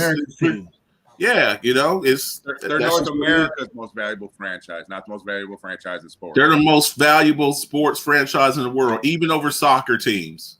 There's no way they're worth $25 on it. Watch Forbes list. I keep track of this stuff. I had to go look. I think it's look at it. Even over Manchester United, all of those soccer teams. They're the most valuable sports team in the world. All right, sports. Let's get off Cowboys. I don't know where the hell Torch went. Whatever. So let's get off Cowboys. I see Mookie was back there. I don't know where Mookie is. Mookie keeps hopping in and out. Mookie Hawkins, get in here and stop running for me. I done told you, stop running from me, Mookie Hawkins. I'm here, but it froze. Oh, okay. So, who do you think is the X factor in this game? I want to know who you think the X factor is. We already said our X factor. You showed up late. Well, I'm giving my X factor. What's your X factor? What did you say your X factor was? I'm sorry, I got up late, man. I had a rough night last night, man. My X factor was the whole offensive line. The whole offensive line. Show up and play. You can't have one dude take a night off. Not against Kansas City's defense. A lot of the moves that y'all made were made to get for this game. So it's gonna, the Greg Rousseau pick in the Boogie Basham pick. I was a little bit questionable on the Greg Rousseau pick. In my mock draft, I mocked y'all a running back. I mocked y'all Javonte Williams. That's who I mocked y'all. I thought Javonte Williams, for what you all do and what you all need. I can't believe you fell. I just don't. Well, I interviewed Greg Rousseau. You know, people forget. Was it 2019? Was it 2019? Yeah, it was 29. It was 2020. He was second in the country in sacks behind Chase Young. People forget that, but he sat out the COVID year. He sat out 2020. So people kind of forget, kind of like with Micah Parsons too, because he sat out 2022 with the COVID. So when he came back, so I think Gregory Rousseau's what they thought Ed Oliver would be. You know, he's kind of shown flashes here, but I thought that I just don't like Josh Allen running as much as he runs. I just think when your offense is built around your quarterback running as much as he runs, when I see Josh Allen, I keep thinking in my head, Cam Newton. Cam Newton's 33 years old, guys. Cam Newton's 33 years old, and he's done because the physical. You can't keep running like that and taking those hits and have a long career. You see, Tom Brady's 44 years old. He never gets hit. You're running up there, you're getting hit by defensive linemen and linebackers, and you're running the ball 10, 15 times a game. You're not going to have a long career. I was hoping that they would get, today they've got to get Singletary involved. I said it earlier with Timothy before you got on here. I said the exact same thing. I said the numbers will catch up to you. I don't want to see design sweeps. Let Josh run when the play breaks down and Josh sees the opportunity. And get on the ground. And get on the ground. Don't be taking those kill shots, man. No. Don't take those kill shots. No. Singletary and Moss have to pull their weight in this one because it's a numbers game. There's only a certain number of times he's going to run up in there before he lands wrong or somebody hits him wrong. It's going to happen, and we don't need it to happen. If Moss or Singletary goes out, we'll survive. But let Josh run only when Josh sees fit. The play breaks down. He sees an opportunity. Don't call these design runs. All right, if we're first and goal on the one and you want to sneak it, fine. That's a run I'm okay with. But as far as these design sweeps and pulls, no, that's what we have running back for. That's what Moss and Singletary make game checks for. Let them do that.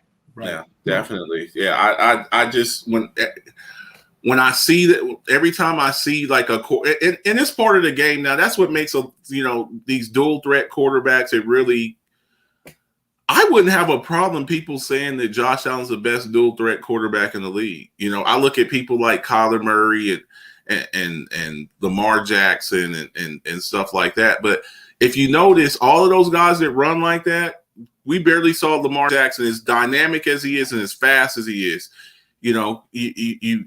You keep running like that, something's gonna you're gonna pull something. Somebody's gonna, like you said, Monster, pull something, land on you. You're gonna, somebody's gonna come up and you're not gonna see him. You're gonna take a kill shot, and that's it.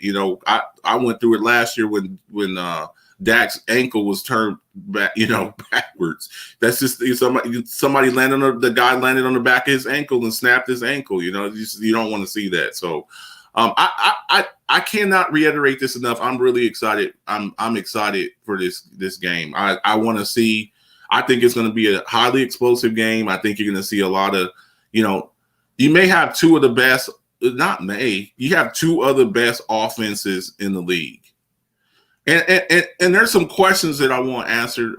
We did a show last night, and I know the Bills defense is ranked number 1. I always look at your competition when I look at that. If they go out there and they shut down Kansas City, to me it'll be a little bit more legit. I'm not as impressed with you beating Mac Jones making his first playoff start in the playoffs. I'm not that impressed with that. Or beating Zach Wilson the last game. These are rookie quarterbacks. Can this defense go out there and shut down the Chiefs' offense, which we know is high flying? To me, this is a test. This is a test, and we're gonna get some answers. We're gonna definitely get some answers. So I know Bills Mafia is excited. I'm excited for you guys. I'm already just prepared to. If the Bills lose, I gotta wear my Buffalo Bills cap on the Alphabet Show next week. So. I hate when I have to do that, but hey, Marcus, you gonna wear your hat next week? Yeah, y'all beat the Chiefs in Kansas City. I'll wear the hat on the show. I'll take a little ribbon. You know, I'll take it. So good luck to you guys, man. I'm excited for you guys, and go do it, man. Go beat the respect out of them, man. Beat it out of them. They won't give it to you. Take it from them. It's time. It's time. We're the bullies. It's time we're the AFC bullies. It's time to sit back on that throne again. It's time. It's been too long. It's time. We have the talent. We spent the money. We made the moves. Let's go. It all came together at the right time. And I'm not expecting anything less than a win today. I'm not accepting it. I'm not accepting, oh, you guys got close, this, that, and the third. Trey White went out, nothing. None of those excuses. None of that bullshit matters to me. It doesn't matter. It does not matter. It's the next man up. It's a team game. Cannot let Tyreek Hill go off. You can't stop those guys. You just can't let them just have like field days.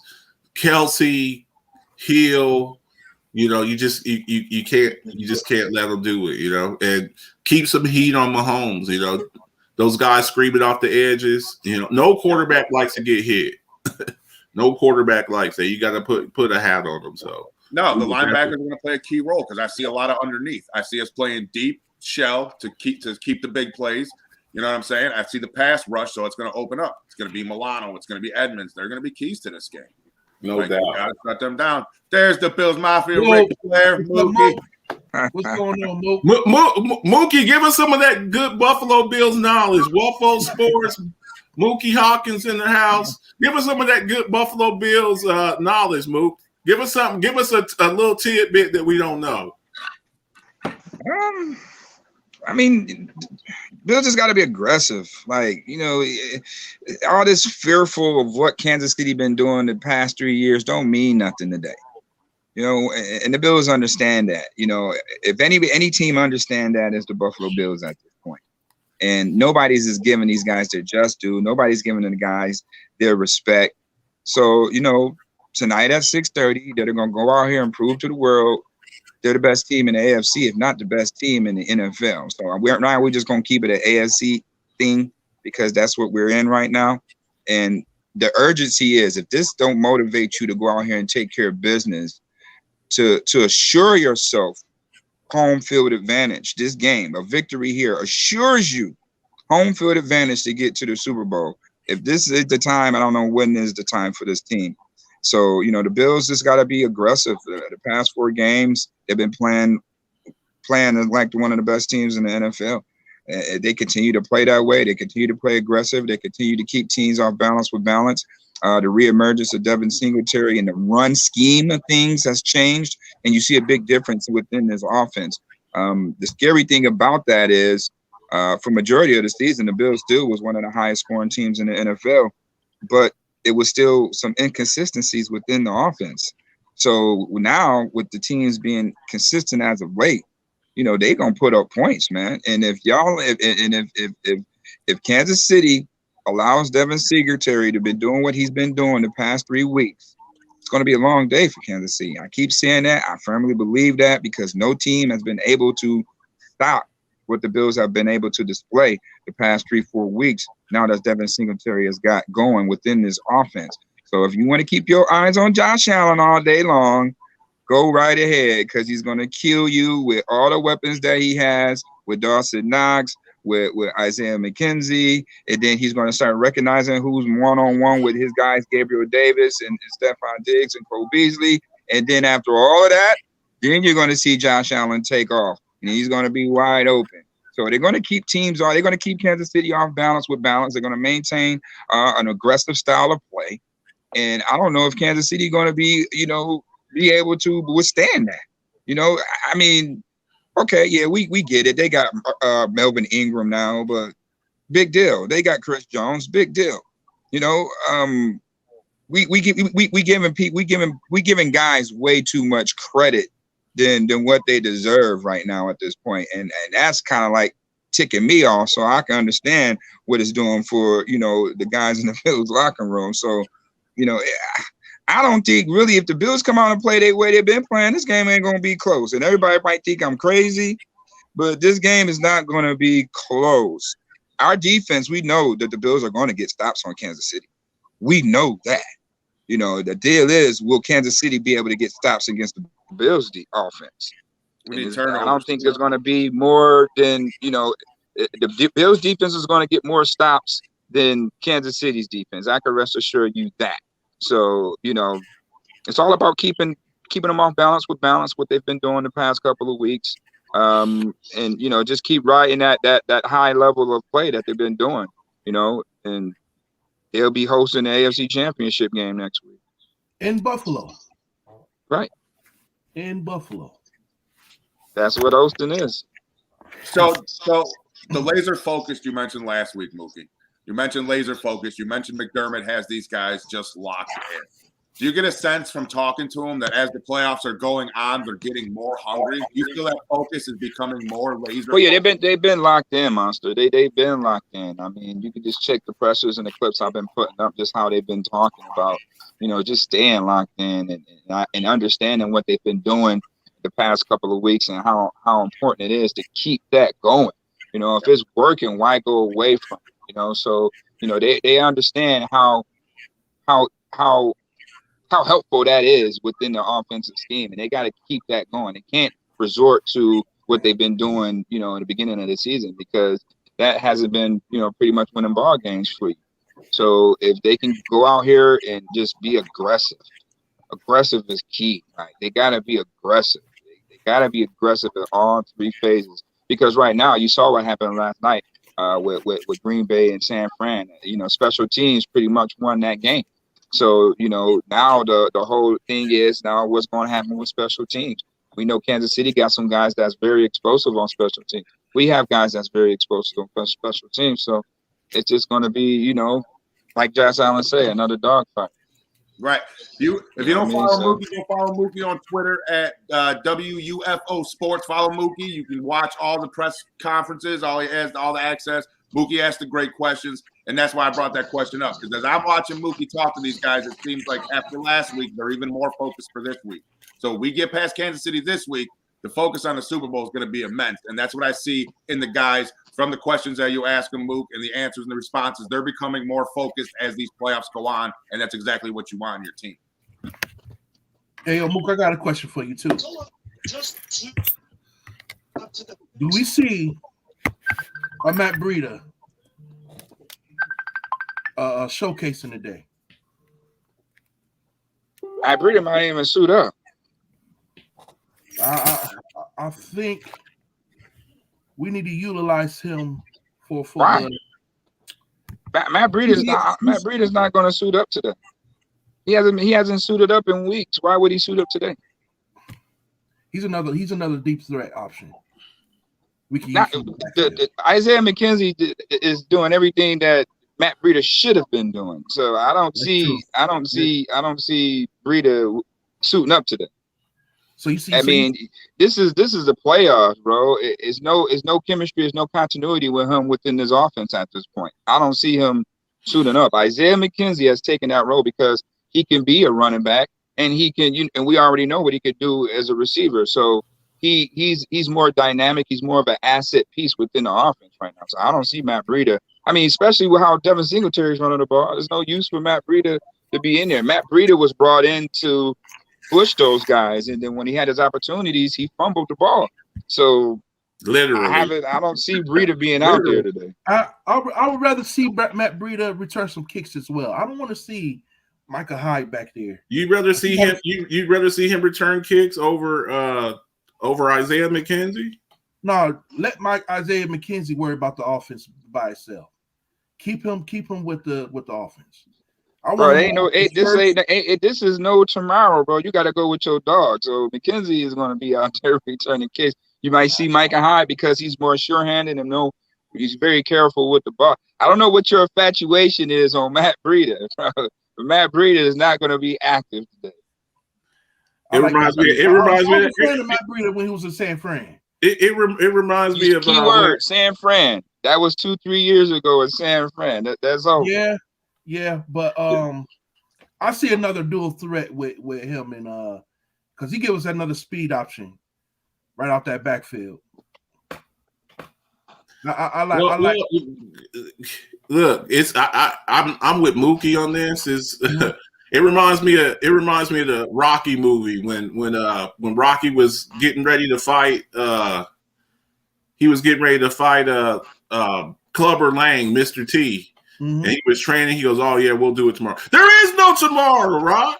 There is no tomorrow. There is no tomorrow. There's no tomorrow. You know, you have to like look at it like that. You know, you ride. You know, you go with who brought you here, man. Who brought you here was the rejuvenated running game with Devin Singletary, and that's what you got. That's what you got to roll with. And then the emergence of Isaiah McKenzie, his speed. I watched his speed. Like he has that Tyreek Hill type speed. When he is a threat to take it to the house every time he touches the ball. So you want to try to get this guy on there to threaten the defense. So yeah, I just don't see Breida. He hasn't been in this offense in weeks. I don't see him all of a sudden being thrown in right now. I just don't see that. I don't see Breida. McKenzie is the fastest guy on the team, so I'm going with my guns, my weapons, and I know that I put the ball in their hands. I know what they're going to do with it. I don't know what Matt Breida is going to do with the ball in his hands. When he got the ball in his hands, he's fumbled. He's been very inconsistent. That's why he's been inactive. Bills don't have time for that right now. It's just like bringing Derrick Henry back. You saw how Derrick Henry played. He was timid at times. Mhm. He was rusty. So you can't have Matt Breida out there at this game at this magnitude. Matt Breida is not going to suit. They're going to put these things back. I get what you're saying, though, Jay. I get what you're saying because I was a big advocate for Breida early on in the season when the run game really struggled. But as he came in and they did give him his shots, like Mookie said, he never really developed chemistry. He had a play here or there, but he never showed enough to take somebody's spot and become a permanent role on the offense, which is saying a lot because there were games where Moss and Singletary didn't really do anything. Yeah. So the fact that Breida sat behind them and the coaching staff still didn't feel the need to dress him, that says a lot that we don't see. We don't watch him in practice. You know what I mean? There's a reason why he's there. But when they did give him his shot, like Mookie said, he just didn't gel with them. And McKenzie gelled a lot more. So I see him still staying inactive today. Moving on. Let's talk about yesterday briefly. Let's talk about yesterday. It's been an hour and 40 minutes. Dre, I'm leaving soon. You ain't getting me for no 2 hours. That's horse shit. But let's talk about yesterday. All right. The upsets that we saw yesterday. I predicted one of them. What do you guys think about the games that we saw yesterday? Green Bay going down. You know what I mean? The number one seed just falling. What were your thoughts on yesterday's games, quick? Everybody wants to put this on Aaron Rodgers. I don't put it on Aaron Rodgers. A lot of people celebrating that they lost yesterday. I don't put that on, Here's the thing. Quarterbacks, when they win, they get way too much credit, and when they lose, they get way too much blame. Mm-hmm. How does the Packers getting a field goal blocked 3 points and then a punt block that was returned for a touchdown? How was that on Aaron Rodgers? That's 10 points given up from the special teams. Football is played in 3 phases: offense, defense, special team. I feel like Aaron Rodgers did what he had to do on his end, and the special teams let him down. All right, Cincinnati, Tennessee, Marcus. What do you think, Cincinnati, Tennessee? Cincinnati, Tennessee. Ryan Tannehill's not a good quarterback. Ryan Tannehill is not a good quarterback. He's not, and that is why premium quarterback play. You don't have to look. You got superstar quarterbacks up there. That is the reason why teams go out and they spend premium draft picks on quarterbacks, first round pick quarterbacks. That's why they spend. If you generally want a really good quarterback, and Ryan Tannehill unfortunately was a first round pick, but you have to go up there.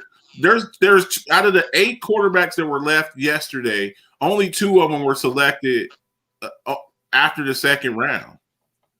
You have to go out there and get a quarterback. Ryan Tannehill is not a good quarterback. He's one of those guys that everything has to be perfect. Derrick Henry has to be running for 2,000 yards. He's not that guy, and they got to make some decisions because they got good players. AJ Brown's an incredible player. Derrick Henry's an incredible player.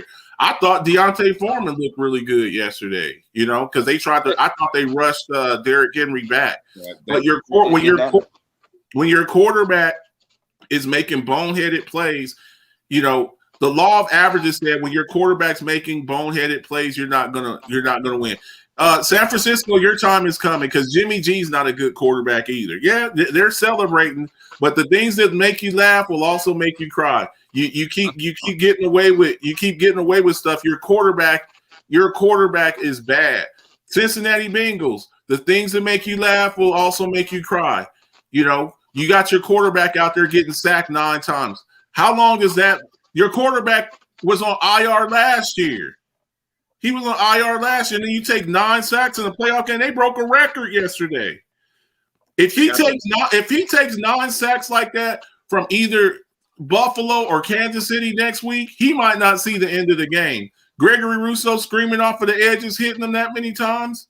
You have to protect your quarterback. It will be a good game. Mookie, what was your takeaway from the 2 upsets yesterday? Well, it was exposure time. That's all it was. And the same thing, I'm going to start off with Green Bay for now. This is what Aaron Rodgers has been complaining about for years. And what they got exposed in is not having enough weapons on offense to get the job done. They've been getting by all season long with Devontae Adams just being who he is. And once you take that away, they're just a average offense at best. You take that away, the Green Bay Packers are an all average offense. And that's what Aaron Rodgers has been complaining about. Go ahead and get me some weapons out there. I need more than just Devontae Adams out here because we're going to get exposed. And then guess what? You're going to blame me when we lose. You know, so that's why you can see how he walked off the field yesterday. Disgusted because this is what he's been complaining about. If you go out there and got him some weapons instead of going drafting Jordan Love and getting him another Justin Jefferson. Yeah, you go get him another receiver out there or another weapon that teams have to, worry about, then they wouldn't be having this issue offensively. Here it is. They only scored 10 points offensively yesterday against a nicked up 49ers team with an average secondary. They have rookies out there. 29 was a rookie playing safety out there. How come they can't exploit that? They had Josh Norman out there too. Yeah, you got Josh Norman out there. Come on, man. So they got exposed yesterday, and and defense wins championships. Special teams went out there and made plays, and right. The end result is they asses is going home. Now on the flip side of Cincinnati, Tennessee, they did a bad job of starting Henry. They should have, that disrupted the chemistry and the continuity that Tennessee has had with Foreman being out there. He was comfortable out there. That's why you saw Foreman popping those long runs and things of that nature. Derrick Henry hasn't played in all season long, but you start him out there and you see how timid he was on 4th down. It was kind of obvious to know when he was getting the football. You got a guy 8 yards deep in the backfield for 1 yard. And, Cincinnati was playing impressive, as they should. Here it is. I put it to you like this. You never take points off the board. They kicked that extra point. They got that penalty. They got cocky and went for 2. Didn't get it. Game was tied. So now you go back to that bad call, that bad decision. Don't even put you in this position right here. But you made that bad decision because y'all think Derrick Henry is just all world and people are scared of Derrick Henry. But nobody is scared of a Derrick Henry who has not played in 10 weeks coming off an injury. Cincinnati understood that and they addressed that and they made stops when they're supposed to make the stops. Tannehill, Tannehill's never going to win you a ball game. I said that weeks ago. Tannehill is never going to win you a football game. How do you throw an interception on the very first play of the game? That's bad. And then here it is now. Now let's just take it all the way back to Tannehill's development.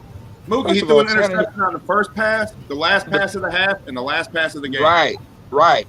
Let's just take it all the way back to Ryan Tannehill coming out of Texas. Tannehill was a receiver at Texas A&M. They changed him into a quarterback when he came to the NFL. So has he really understood coverages? Who's been his quarterback coach since he's been in the NFL? You got to look at all of that stuff plays a factor. You know, y'all want to talk about Josh Allen when he came out in the draft.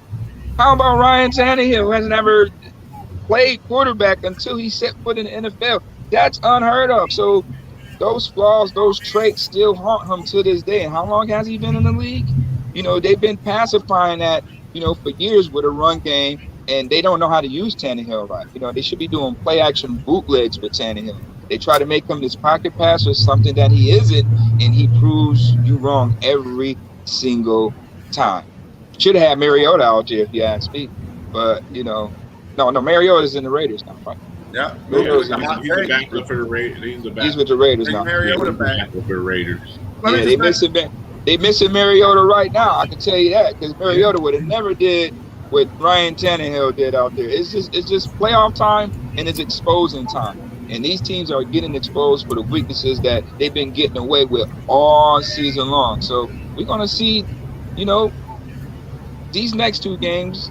Is it exposure time? It's obviously going to be exposure time because somebody got to win, somebody got to win. Yeah. All right. Before I get out of here, I just want to say one thing. I'll leave Hold you guys. on.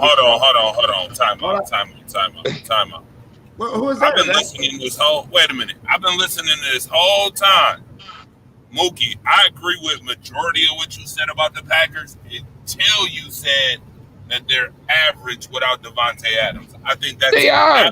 Stretch. Bro, they are, man. Let me finish. They showed you that today. They took Devontae Adams away. Who else stepped up? I'm gonna wait for that. That's an Who absolute stepped up, Dre? They scored 10 points, Dre. Did they beat the Cardinals? Didn't they beat the Cardinals? Hey, we talking the Cardinals. Where the Cardinals at? The Cardinals at the crib. That's the Cardinals at the crib. We ain't talking about it. We're talking about yesterday, Dre. Dre, we're talking about yesterday. Whoa. They beat Marcus' team, though. What are we talking about right now? You can't. Marcus' team ain't got nothing to do with this. Marcus, they are an average team. What you think? That's crazy. They're an average team, bro. So how is it showed yesterday they're an average team. You had a whole week. Hold on, stop, man. Y'all had a whole damn week off to prepare. You had Randall Cobb back and everything. What's the problem? Y'all are average at best, other than Devontae Adams, bro. When the playoffs, we ain't talking regular season no more. We talking playoffs. What have you done for me lately? You can do all that great stuff in the regular season. It's not going to win you a Super Bowl. All right, okay. They're average team at best. That's what Aaron Rodgers been complaining about for years. Aaron Rodgers won't be in Green Bay next year, so who you going to be rooting for? Hold on, but I agree with Aaron Rodgers won't be in Green Bay next year. Devontae Adams won't be in Green Bay next year. Who you rooting for? I disagree with that. I'm just trying to disagree. Both of those. Green Bay has $44 million over the salary cap. They're gone. Devontae Adams and Aaron Rodgers are gone. Devontae Adams will be the highest paid wide receiver in the league next year. Guaranteed. How can you sit here? You just got to make this make sense. I get it. You talking about playoffs. And I get it as far as they had a week to prepare. All right. Take away Devontae Adams. Who's on the roster? Scantling. I mean, let's run it down, Dre. Who is Scantling? Is he a Pro Bowler? Is he all pro? He's average. How did they win? So explain this then, Mook. Since you saying that, my rebut is then how did they win all these games without Devontae Adams? How is he undefeated without Devontae Adams if they average? How many games did he miss this year? I think he only missed one game. Devontae Adams has missed. Wait a minute. In the last 3 seasons, who did they Devontae play? Adams has missed 8 He's talking about this year. This year, Dre. He missed 2-3 games this year. He missed 2-3 games this year, and they won every game. He missed one game. Won every game. He missed one game with COVID. Dre. Let's not forget Green Bay got a defense, bro. You keep acting like the offense was winning those games. Have it ever occurred to you that the defense won some of those games? Has it ever occurred to you that defense won some of those games? No, it has. But here's the thing. Okay, then. So y'all got exposed yesterday. Y'all got exposed yesterday. Because they took away Devontae Adams. What was the final score yesterday? Wait a minute. Let me just say this. What was the final score yesterday? Let me say this. I'm gonna say what the final score was: 13-10. But let me say this straight up: No. Let me finish. Straight up. 13-10. The second half, they played abysmal. I can give you that. Aaron Rodgers should have did more. I can give you that. What he supposed to do? 4 minutes left in the game. What? Stop. What he supposed to do, Dre? What was Aaron Rodgers supposed to do? Tell me that. Aaron Rodgers could have threw a touchdown earlier in the half. He could have threw a touchdown in the half. You got to final score. Wait a minute. If you want to, wait a minute. If you want to be the MVP, we blaming Aaron Rodgers. That's why he out. That's why he leaving. We blaming Aaron Rodgers. You blaming the wrong guy. The final score was 13-10. The final score was 13-10, and the 49ers got 10 points off of special teams. Right, special teams. I just said the biggest part of. They're not listening, man. Y'all want to make it seem like I don't know shit, but that's bullshit. No, we're not making that saying. You just mad that I called Green Bay average at best without Devontae Adams. That's what you pissed off about. That's all you pissed off about. I said this yesterday. If y'all was listening, I said this yesterday. The special teams gave up 10 points in the game and let them block a punt. But why the offense can't score though? Why the offense can't score, Dre? And wait a minute. I'm agreeing with you with most of this. Mook, you're not even listening to me. I agree. They got exposed. They even got exposed on the last play of the game. How many people was out there on that field goal when Robbie Gould made it? Do you know? 10 people. 10. That special teams coordinator should have been fired. Are you serious? He should have been fired way before this. I totally get it. How many points do y'all average? How many points do Green Bay average a game? 28, 29. So you take away Devontae Adams, what do you get? You take away Devontae Adams, and they still put up enough points to win ball games. Not against a playoff team, Dre. You missing the point. They're average team without this guy in the playoffs. They got exposed that way. They got exposed, and they've been getting away with it all season long. That's what you're not. I heard that part. They've been getting away with it. They should have did more. They've been getting. You get exposed in the playoffs. You get exposed in the playoffs. They've been getting away with it. They averaged 28 points, bro. How they scored 10 points with a week off? This is what you come up with? A gun in your face, and that's all you can come up with? Really? Again, terrible. They're average at best without Devontae Adams, bro. You just mad that I'm saying that. Maybe the truth is hurting right now because that's what it is. They're an average team without Devontae Adams. Who else in that receiver core is going to do anything without Devontae Adams, bro? In the playoffs. All I'm saying is, okay, in the playoffs, we've never played without Devontae Adams in the playoffs. So that you had him out there. You had him out there. I think also Mook. I also think towards the end of the game, I think I was talking. I can only go by. Wait a minute. I can only go by what I've seen. We can talk playoff or regular season, whatever the case may be. I can only go off what I've seen. We can sit here and say an average team at best because Devontae was out there yesterday, but we've never seen them play a playoff game without him. What I can go by, though, is what I have seen. And every time they played without Devontae Adams, they've won the ball game no matter who they was playing. But okay, can we also give San Francisco some credit? Because what is Aaron Rodgers against San Francisco? Like 0-5 in the playoffs?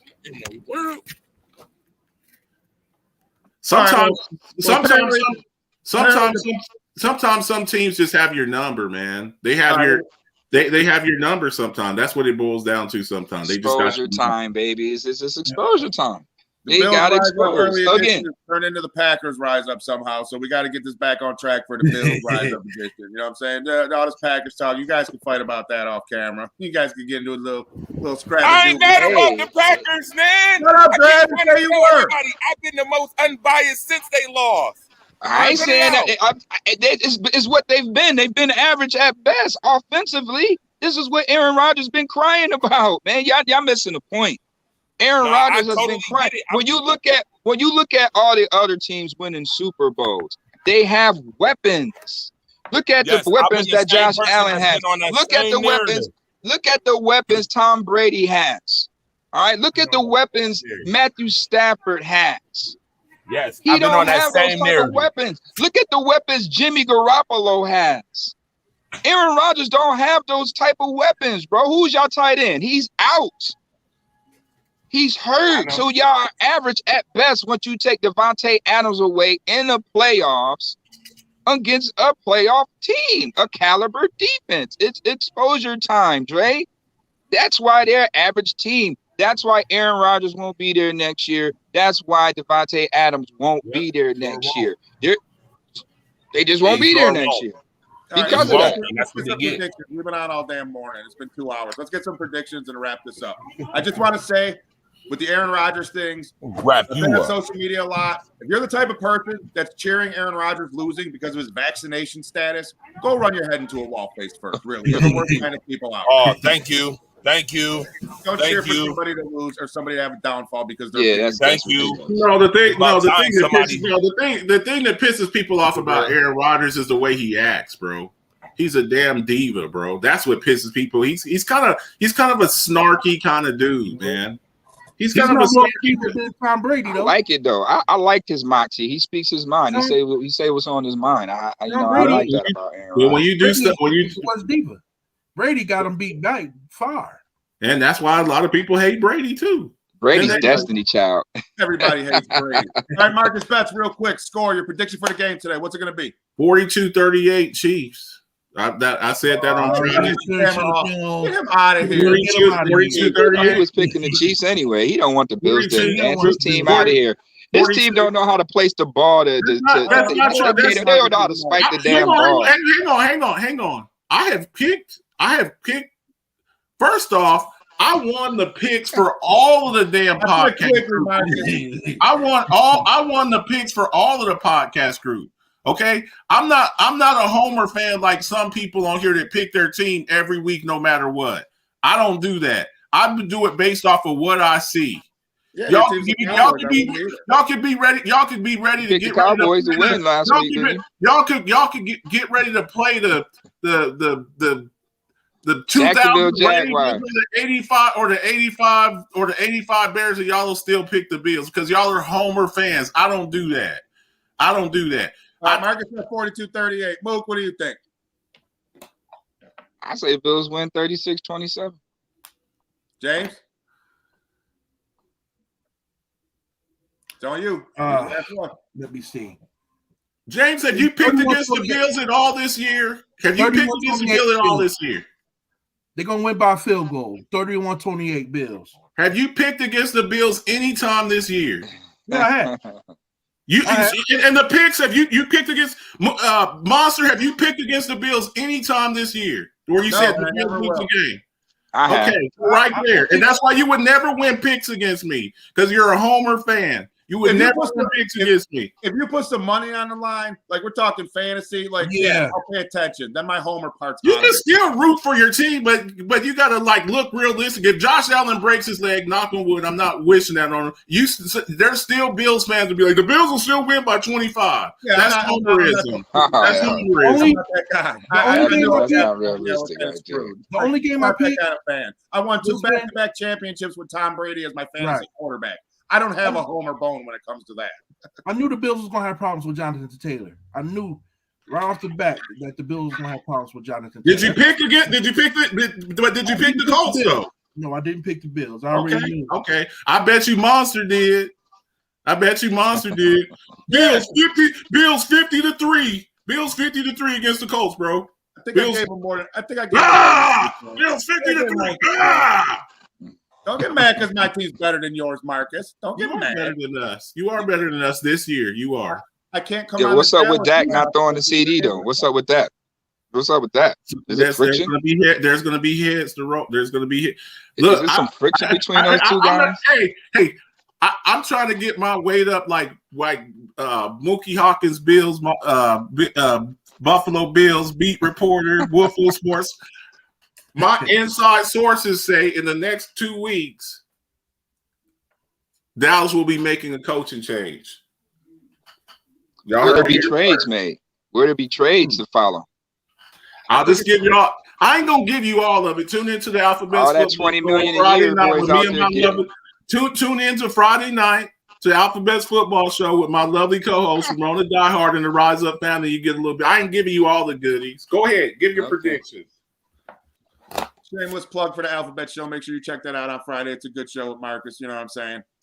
My prediction is it's going to be a close game. I think it's going to be, let's say, I think it's going to be 30-21. I think it's going to be 30-21. I think there's going to be a couple turnovers in this game. It's going to come down to who wants it more. And I think both teams want it. So I expect it to be one hell of a barn burner. I expect it to be two heavyweight teams vying for a championship, punching each other in the face for 60 minutes. That's what I want to see. Win, lose, or draw, I want to see the boys go for it. And I want to see them play their asses off. As fans, that's all we can expect. We can expect a good effort from you. Go 100%. And for God's sakes, put 70,000 asses in that seat next week for Bills Mafia. That's what we're looking forward to. Yep. So I think Dre's gone. I don't know where Dre is, but I've been on here for 2 hours. I'm done. You know what I'm saying? Great game. Thanks, James, for being on here. It was an honor having you on the show. Thank you. Marcus Alphabets. Make sure you check out Marcus Alphabets every Friday night with Ramona Die right here on Rise Up. He does a great job talking sports. Of course, the man, that's my Bills Mafia, Ric Flair, my man Mookie Hawkins, WUFO Sports. Make sure you check him out. Follow him on Twitter. Catch his interviews with the coaching staff. And that's all I got to say. So I'll drop my video at 5:30. We'll get ready for this game. And Christ's sakes, let's cheer on the AFC Championship game, hopefully next week, and let's beat these Chiefs, fellas. Let's go Buffalo. So for myself, Marcus Betts, Mookie Hawkins, and our special guest, James, we love you, Bills Mafia. We'll see you guys down the road. See ya. Did you stop it, Dre? Did you stop it, Dre? I don't know if he stopped and moved.